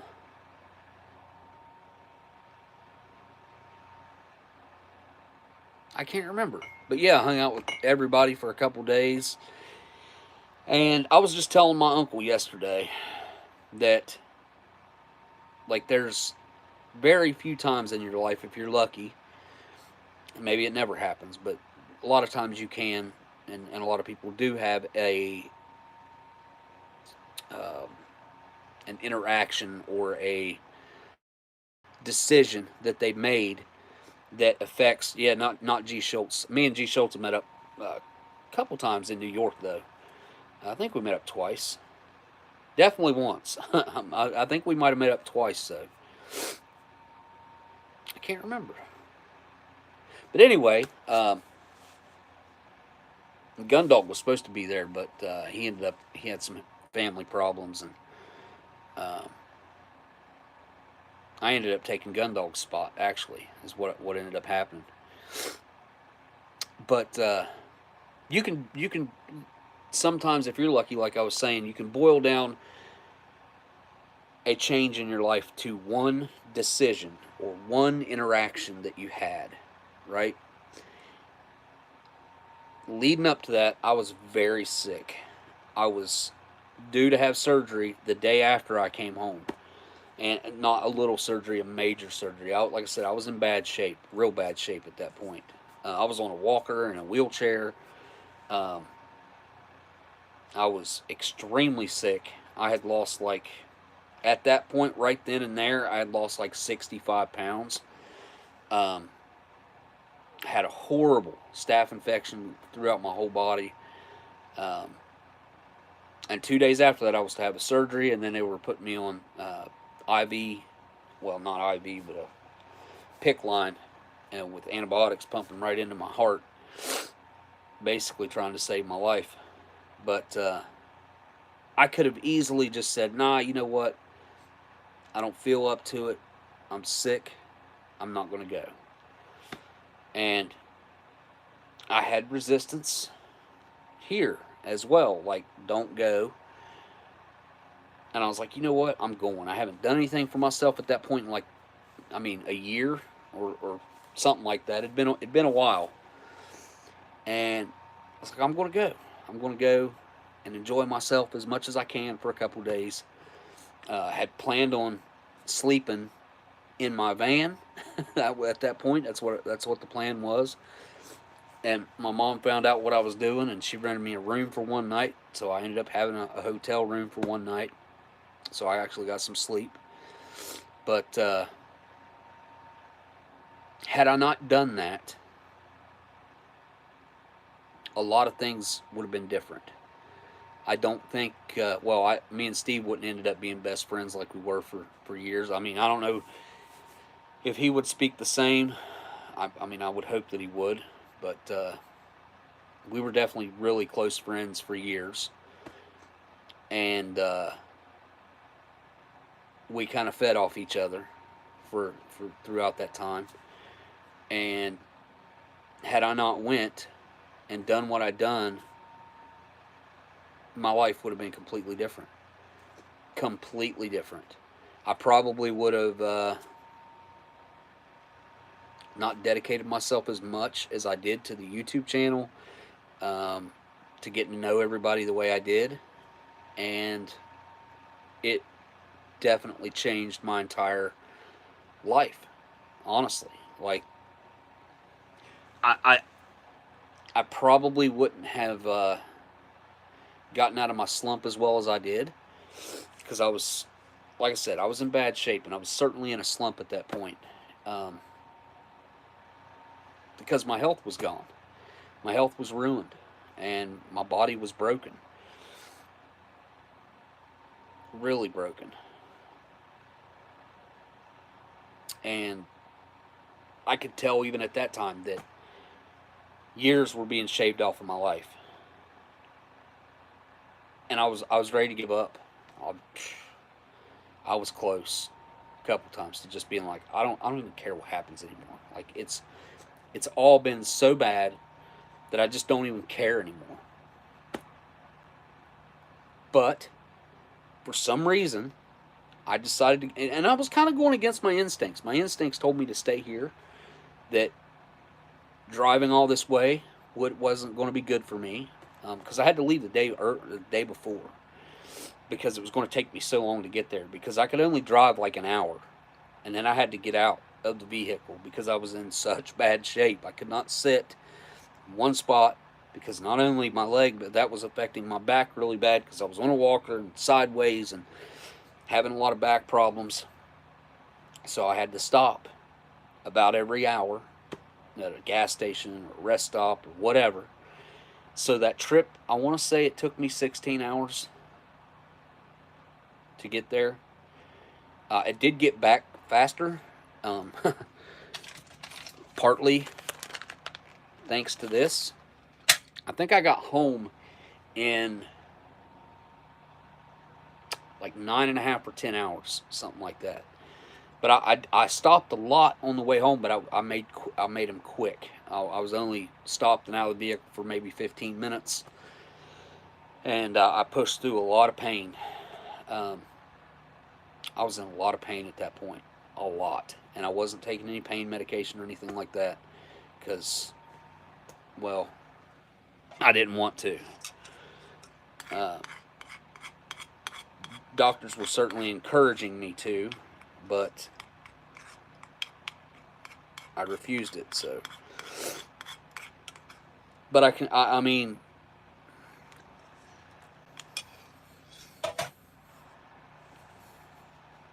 I've tried to imagine what my life would have been had I not done that.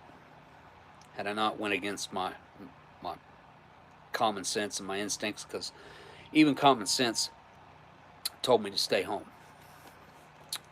because I was taking a risk of, as weird as that sounds, kind of like, possibly hurting myself, because at that point I was very fragile. Believe it or not, it's not easy to admit, but it's the truth. And I can tell you this.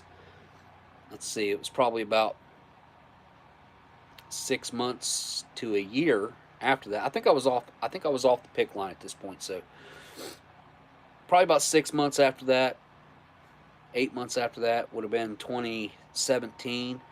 I was coming in my front door over here, and the dog was outside, and I was letting her in, taking her off the chain, and I was on crutches, 2 crutches, and we had just gotten back from my son's first basketball game of that year. And I was coming in my front door, and whenever I went to take a step, I had put my crutch down on my shoe, and I couldn't feel it. I didn't feel it, but it had, like, say that's my shoe. My crutch was like right on the outside edge and holding my shoe down. When I went to pick my foot up, my crutch was holding it down, and I only used one leg. I didn't partially put weight on the. There was none of that.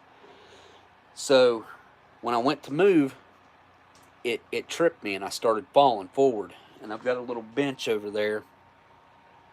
You sit down, take your shoes off or whatever, and it's got sharp corners on it. So to avoid hitting that, I put my bad leg down and twisted myself out of the way. And when I did that, I snapped my femur. That should have never happened. I mean, obviously at that point I had to be fragile, or what else? Because I didn't hit my leg. I didn't hit it. It was the doctor told me, like, he could see in the x-ray or whatever, that it was a twisting fracture that had fractured my bone. I mean, I don't even know how that works, but it twisted and snapped my femur about that far up from my knee. But I knew something was wrong because as soon as I hit the ground, like as I was falling, I was in excruciating pain. I don't think I went to the doctor for like a week or two after that, but I couldn't lay down. So I would lean over my bed on my stomach and sleep like I was on a desk. That's how I would lay, with my legs down and laying over on the bed like that. And I did that for like, it was like 2 or 3 months I had to do that before I could lay down and put my leg back up, because they didn't do anything. They didn't put in a cast or anything, because it was a clean, nice clean fracture, and the bone didn't separate too bad. I mean, it must have when it happened, but it was pressed back together, I guess from gravity or just whatever. That was kind of weird. That was a weird situation, but that's definitely a good for instance of how my body was fragile at that point. I mean, I wasn't fragile mentally. That's not what I meant. What I meant was physically.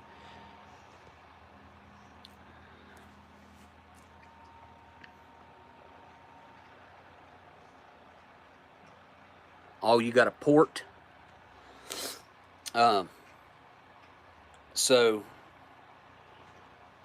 the PICC line definitely sucked, and whoever put that in on me is right. I don't know if you can see it. You can see that mark right there. Okay. See how my bicep is right there, right above it? And then when it flexes, see? So the PICC line, every time I'd move my arm, the PICC line would come out and in and out, just like constantly, I don't know, what would you call that? Boring the hole out. Not long after I got it, within a week, I would say, you could take an entire number 2 pencil and you could have stuck it in that hole in my arm. That's how big around it was. Like it was about that big around. And you could have stuck a whole number 2 pencil right up in there. It was every bit of that big around. Right there. And it was sewed into my arm. I'm sure, Tim, you know that, but they sew that thing into your arm. It sucked. All right, I got a pen and a piece of paper. Oh. Let me get your ideas for LLC names. Then I'll wrap it up and let you guys go.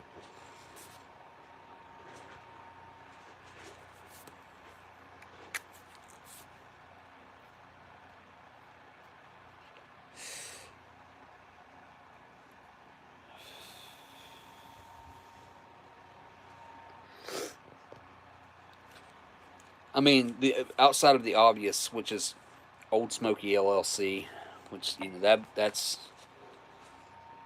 that seems like common sense, but here's my thought on that. What if something does happen or something does go wrong or whatever, and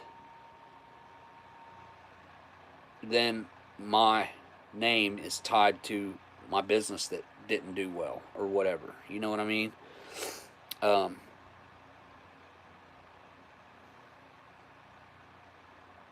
Plus, I'll be the first to admit that I feel like I got a pretty cool name. I like my name as far as branding goes. I think I could do a lot with it. I just haven't. But I do want to come up with something that rings cool.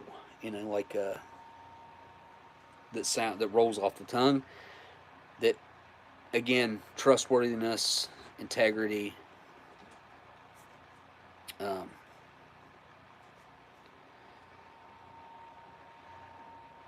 Trustworthy LLC.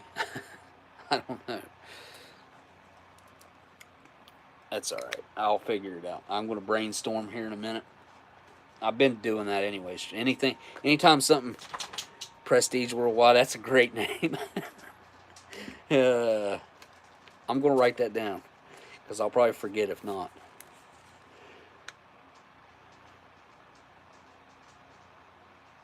Yeah. Will Ferrell. Prestige worldwide. Why? Why? Boats and hoes. Why not? Why not? I'm sure it's not taken. I mean, I'm not sure, but I'm pretty sure. West Virginians ain't very cool when it comes to their business names. No, actually, I don't. I used to. I used to be ahead big time, but no, I quit back in technically 2006, but I had a stint 2007 when my grandma died. I did um, partake one time, and because of that one time, I feel like, uh, well, it was at her funeral, at her viewing. I don't care to tell this story because, I mean, it's part of my life. I did it, um, and it definitely changed me. I my best friend at the time saw that, I was in a lot of pain, hurting. My grandma more or less raised me. I lived with her. Um, he's like, "Walk outside, man." I was like, "All right." And he had a great big old indoor, you know, joint that I could smoke with him, and I knew where it came from, so I knew like how potent it was. But it hadn't been that long since I had been smoking, but I quit smoking to get a job, and this job required me to take a hair sample test. So that's the reason I quit smoking, was because I wanted to be able to pass this hair sample test, and I didn't know a way to cheat my way around that, to be quite honest. So I wanted to do it and get this job and be successful. So I sacrificed some of my happiness to to get this job, and it worked. It did work. Just to make that part of it short, I ended up getting that job. But in 2007 would have been November. My grandma died. No, Dad died November 5th. My grandma died December 12th, 2007. So this would have probably been like December, probably like 15th, roughly, of 2007. And I smoked that with him. And when we walked back into the funeral home, I was, high as a kite. I was way toastier than I thought that I should have been. Because, like I said, it hadn't been that long since I had quit. And I have never felt so guilty about anything in my entire life than I did that night after doing that. Because my grandma didn't like it anyway, but she knew. She knew I mean, I didn't hide it. But because of that, and then I ended up getting that job, and which that only lasted until 2008 when the economy crashed. And then I guess after that, it was just easier to not, because the jobs that I was applying for and, going throughout life, I was just like, it's just easier to not. Because the jobs that I had before that, I used to always carry away to cheat. So, and I got by that way for many years. I mean, I got by that way for like 10 years. But, oh no, it's all good. I don't mind. I don't mind talking about it. Um, yeah, I don't mind. I don't think that's something. Well, first of all, I don't think it's something that's bad anyway. Um, but I don't think it's something I should hide either. It's part of who I was, and it's just. I mean, I was definitely that guy. I was definitely that guy. Um, and a lot of people still think of me that way around here. I don't know why, because it's been so long. I mean, it literally has been coming up on 20 years. I mean, in a few years. Well, I guess really '06. So 2026 will be 20 years. But as of right now, what would that be? 17 years it's been. That's a long time. I feel like that's a long time. It should be long enough for that that to still not follow me. But I mean, that's a great example of your past follows you around, and it really does. Especially if you live in a small town, local, small local town like what I live in. Like it just, if you get labeled as something like that, like it just that's the way people always will look at you, and always think of you that way. Although I've done a lot to try to change my image from that, it just there's still some people that I guess they don't accept that people can change.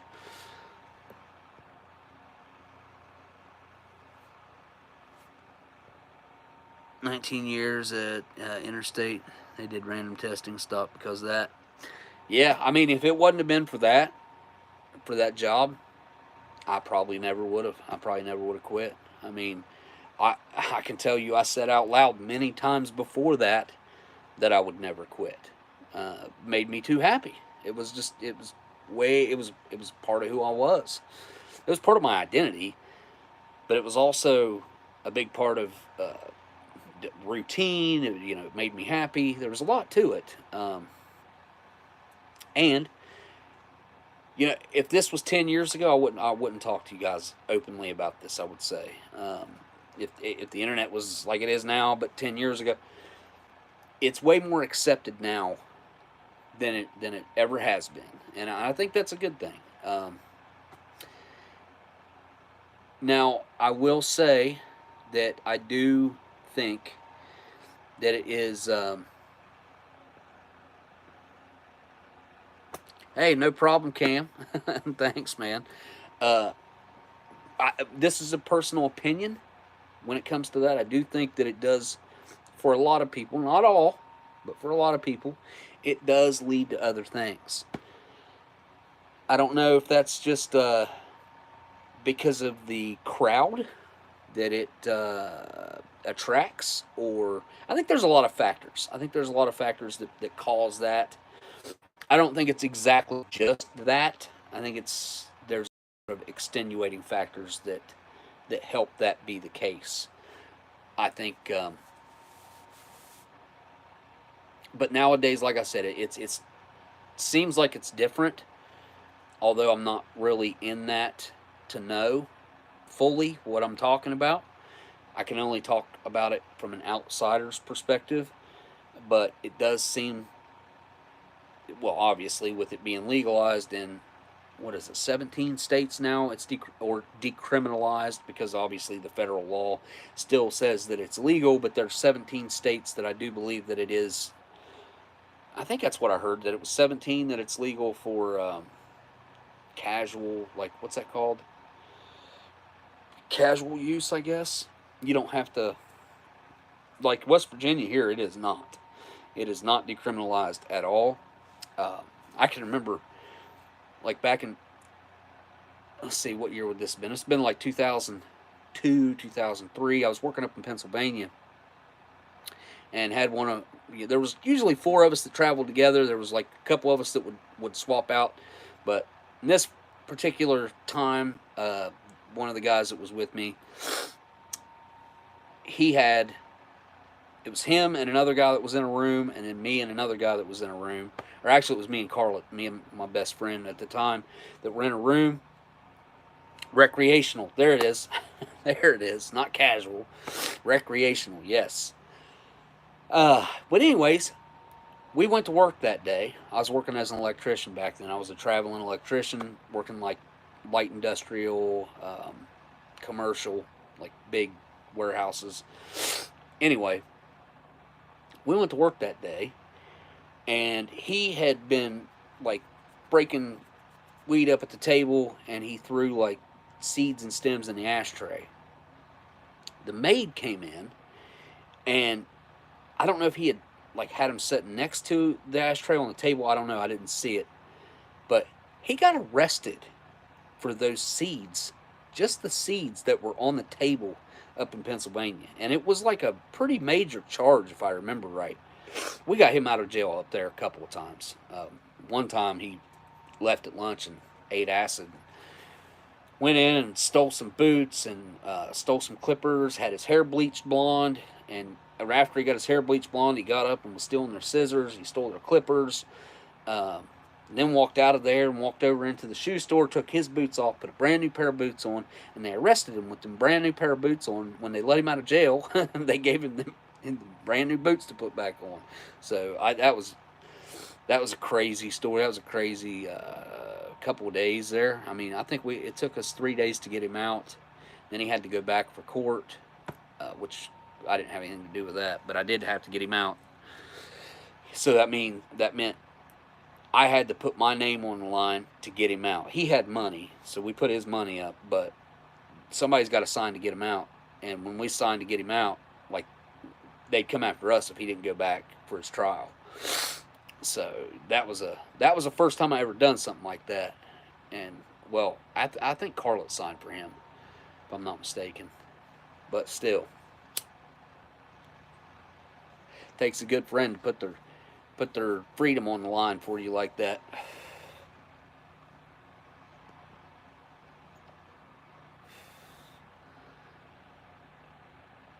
Unless it was fairly legal. Oh yeah, the FFL. I hear you. Yeah, man. I just don't have. I don't have any desire to do it anymore. It's just, I don't know. Even if it became federally legal, I don't know. I don't know. Maybe I would. Maybe. It's very possible. I got all kinds of stories like that, Cam. Most of them, people around here probably wouldn't want to hear them, but I've got a bunch of stories. I've lived a somewhat adventurous life, especially my younger days. I did kind of try to settle down there at, well, like 2008-ish. Stopped traveling everywhere to work and being crazy. Which, I mean, it was a slow progression to that point. Like, slowly trying to settle down and not be so outlandish with the things that I was doing. I envy people that didn't do the types of things that I did when I was young. I do feel like they shaped me into the person that I am, so I'm not mad at it or anything. I just, I definitely could have made better decisions and done better earlier in my life versus kind of playing catch up. You know what I mean? But again, I wouldn't be who I am, so I don't regret doing a lot of the things that I did. I'm sure if I tried real hard, I could come up with a couple of regrets, but I try not to regret things, really, man. It doesn't, what good's it do you? You learn a lesson from it, you move on, and you know not to do whatever it was again. I mean, you just kind of got to take the good with the bad and keep on moving forward. And if you can do that, you'll be successful. I see so many kids that now seems like they just kind of want to have the opportunities handed to them or the job handed, or they don't even want to work. They just want to have stuff for free and whatnot. And it's weird to me because I always worked really like manual labor jobs. I feel like I worked hard to get to where I'm at and what I had at that point. And now people just seem like they don't want to do that. What rations soon? Good question. We got a Four Fingers of Death coming up from LC. Then I was thinking about doing something international. I've got some stuff coming from Delicious, some stuff I've never seen. I can't even remember what they were, but something I've never heard of before. Where did he say they were? So I got some foreign rations coming. So I would say there's going to be a Polish coming up soon, because I do have, I think I ordered 2 Polish from him, and I've got a menu that I've never had before. I think it's a menu. I don't think I've had. Either I haven't had 2 or I haven't had menu 9 or 7. something like that. Can't remember. Anyways, I've got a Polish 24-hour that I've never had before. Four Fingers has always been on the to-do list. If you haven't done one, I'll recommend that you get one of the newer ones, because if you take one of those, it depends, man. Some people like the what are they, like Vienna sausage type texture. If you like Vienna sausages, like that super soft little meat stick kind of deal, then get you an 81 to 85. I think it might have been 81 to 87, but they were soft. But certainly in the 90s, they got more smoky. They got like the skin on the outside's got a lot better bite to it. When you bite into it, it's got a like a crisp bite to it, like a good hot dog should have. They're a little more smoky, and they're beefy. They're juicy. I've had bad ones though. I've had them to where they made my mouth go numb. They burn. They were bitter. So it's all going to depend on the storage conditions of them, I guess. But yeah, man, if you can, I'll tell you a good video to watch on, as far as like the two different renditions of them. Dang, what was his name? Hang on a second, and I'll think of it. Me and him used to trade rations back in the day, and now I can't even remember his name. He's been around for a long time. I wonder how he's doing, actually. Huh. Let me look this up real quick. Some of it's bad, man. Some of it's really bad. Some of it's really good, though. Like, that's what I live for, is to have like a really good 30 to 80-year-old dessert that's still just as good today, if not better, than it was when it was first made. Like, that stuff blows my mind every time, because it shouldn't be. It shouldn't exist. It shouldn't be better or as good when it's 30 to 50 years old or 80 years old, whatever it is. Especially when you get into mains, which mains are going to be retort only. Like, I've never, to this day, experienced a vintage can that was better or as good as it was when it was packaged. I've tried quite a few now, but they've all been bad. They've all been metallic. They've all been metallic and rancid. Man, I can't believe I cannot remember his name. I'm going to look this video up. I'm going to look up and try to comparing.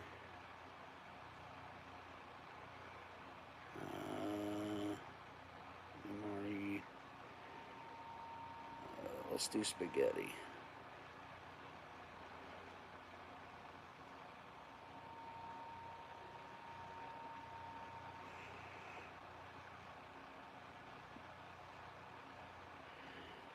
Hopefully I'll find him.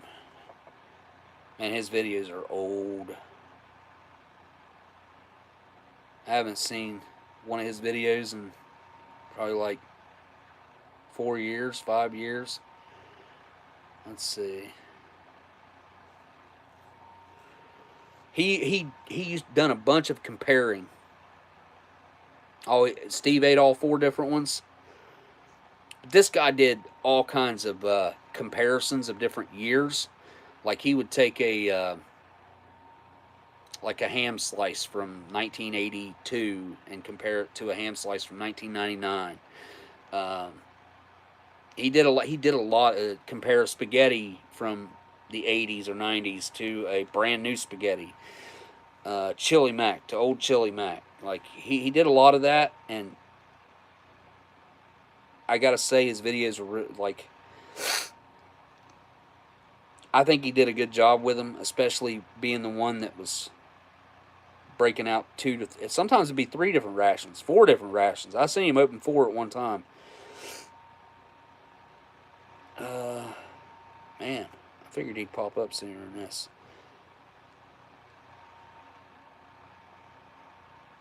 I'm trying to think what videos of his that I could remember. I've got a survival kit that he made for me, and I think his name's on it. I thought it was cool to see LA Beast eating vintage LRPs. It was sent to him by that Justin Rollins guy that created Rick and Morty. So the guy that created Rick and Morty is actually into old vintage rations and stuff, and I think that's awesome. With the crispy potato things. I think that was one of the frozen ones, was it not? Or because I remember him doing one of the frozen ones, but I can't remember if that he included it in that video or not.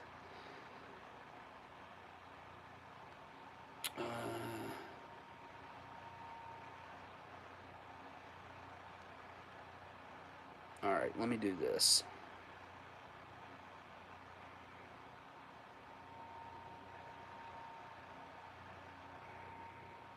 Comparing old.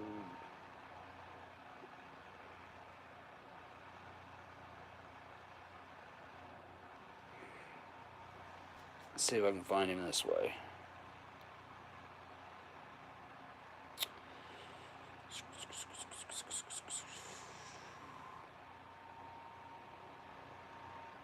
I can't believe maybe his maybe there's a link to his channel in my description. That's possible. But he did a lot of these comparison videos. I mean, I'll bet he did 20 of them at least. He did a bunch. It used to be like what he did all the time. He would do a lot of comparison videos. Maybe he deleted his channel because he's not popping up on any of these searches that I've done, and I just generalized it this time and did old MRE versus newer MRE, and I would recognize his videos immediately. He had a cat too, black cat.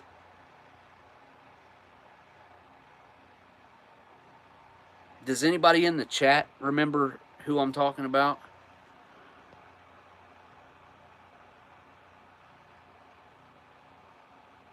I ended up with some frozen MREs. I sent G Schultz got one, Gundog got one, Sticky Fingers got one, Steve got one or two.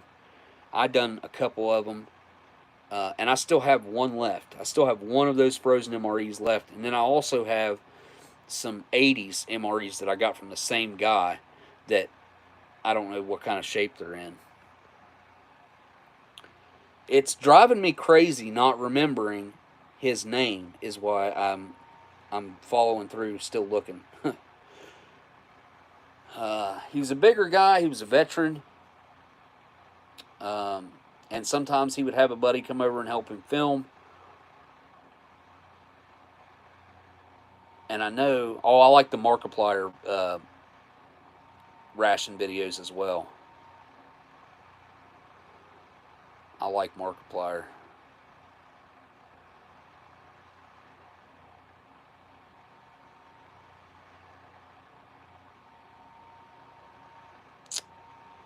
Well, I'm going to have to give up on it, I guess.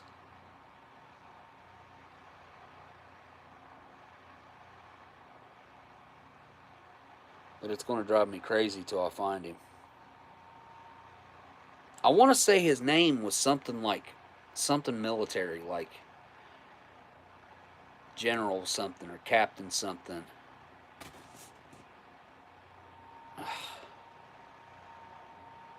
But I know for a fact that he'd served and he was a veteran. I think he was in the Navy.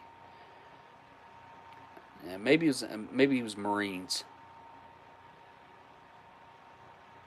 But I should have found him already. Like, I'm thinking maybe he deleted his channel.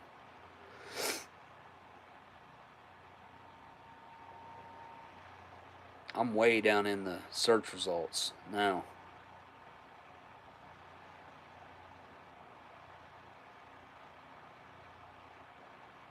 Alright, I'm going to give up.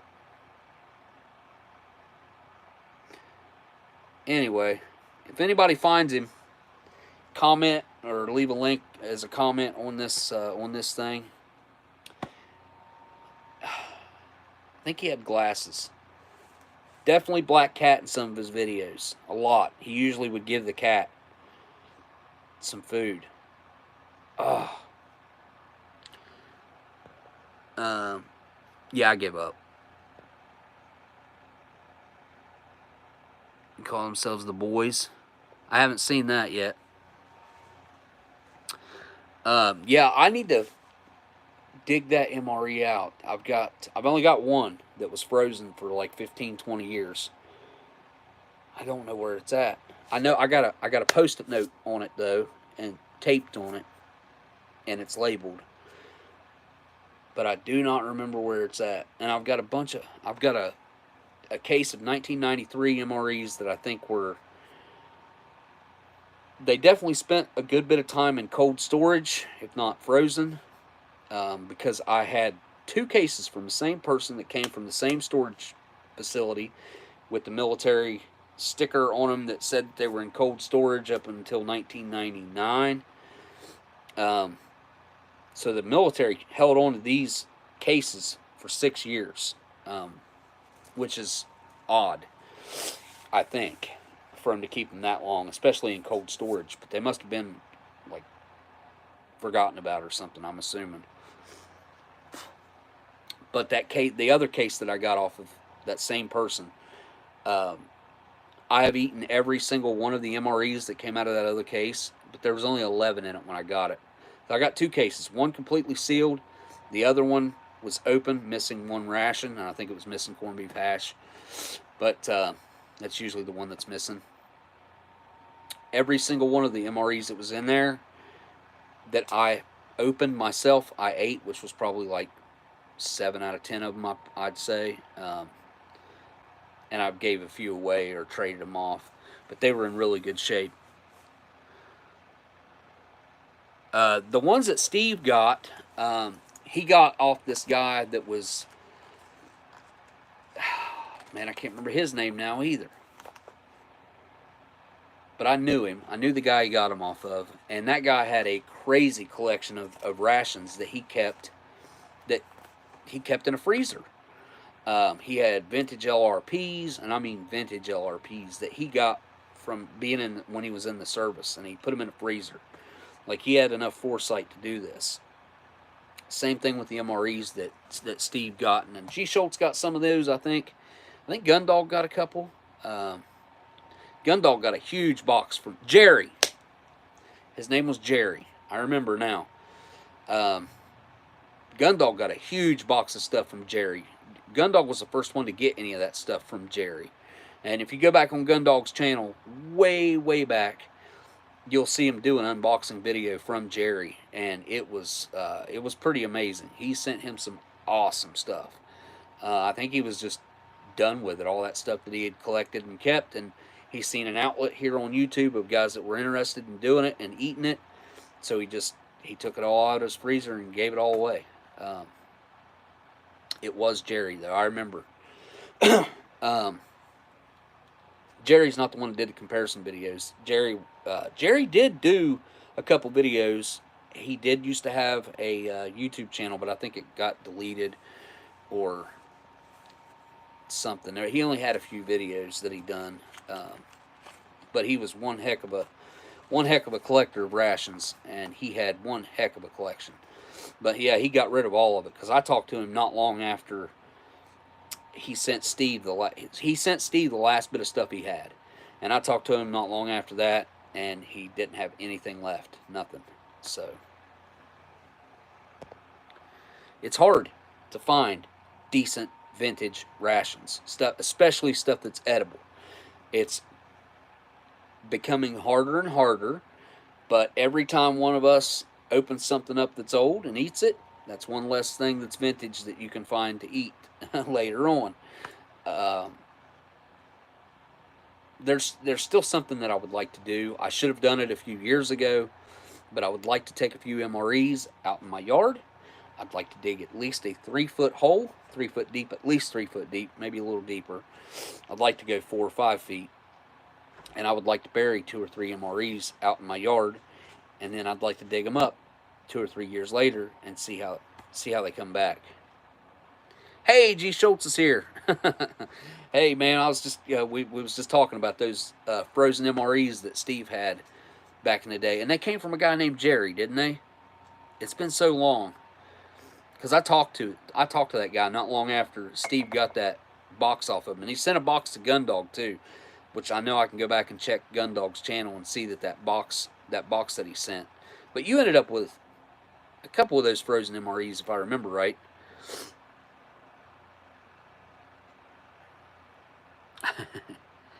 Ears would be burning. I think his name was Jerry. I can't remember his last name. G. Schultz. Do you remember the guy that used to do all the comparison videos? He would like do a like 80s or 90s MRE versus a new, fresher MRE. Like, what was his name? He was kind of a chubbier guy with glasses, and he had a black cat that would always like hop up on the table in his videos. I can't remember his name, man.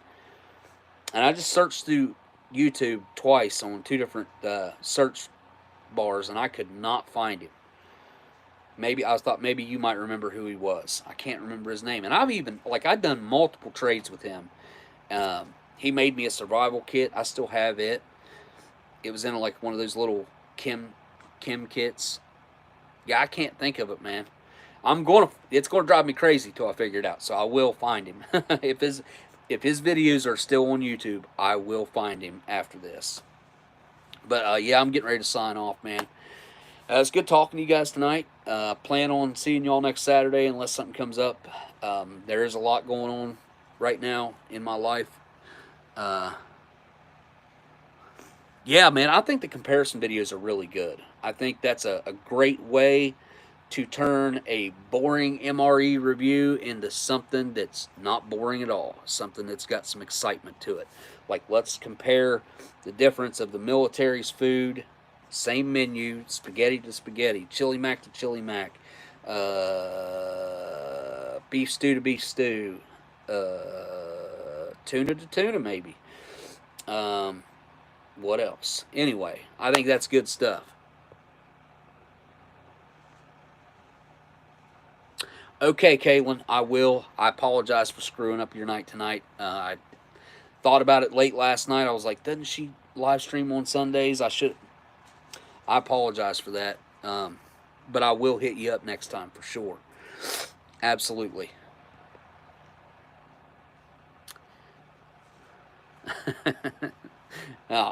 That's what's good about having a smaller chat, man. You can actually talk to folks and answer their questions and talk back and forth. We can actually have a conversation. So, okay, good deal. Entree on the 95 chili mac compared to the newer one. You mean the frozen one? You compared with the frozen one, didn't you? Or was it just a decent condition 95 chili mac? I can't remember. It seems like you did do one of the frozen ones like that, though. That's what I thought. Yeah, which that was a great one to do it with. A lot of times we don't know the storage conditions. That's what people don't really think much about, even people that buy them when they're new. But if at all possible, like, we love to know how they've been stored for the past 30, 40 years now. What are we talking about? MREs have been around 43 years now. 1980. If you can get back to 1980, 43 years MREs have been around now. I mean, outside of the prototypes, obviously. But just regular issued, everyday MREs have been around for 43 years now. That's crazy, ain't it? All right, guys. I'm going to sign off. I appreciate you guys hanging out and chatting with me. Yeah, it's always a good time. Sorry that I had to move it to Sunday, but I would have been no count yesterday. And like I said, I wasn't hungry at all. And I've got that leftover food right there. I probably should eat it tonight. Definitely got to eat it soon. But yeah, all right, guys. Thanks to my patrons. And thanks to all you for chatting tonight and hanging out. And now all I got left to do is say thank you all for watching. And I'll see y'all in the next live stream. Later.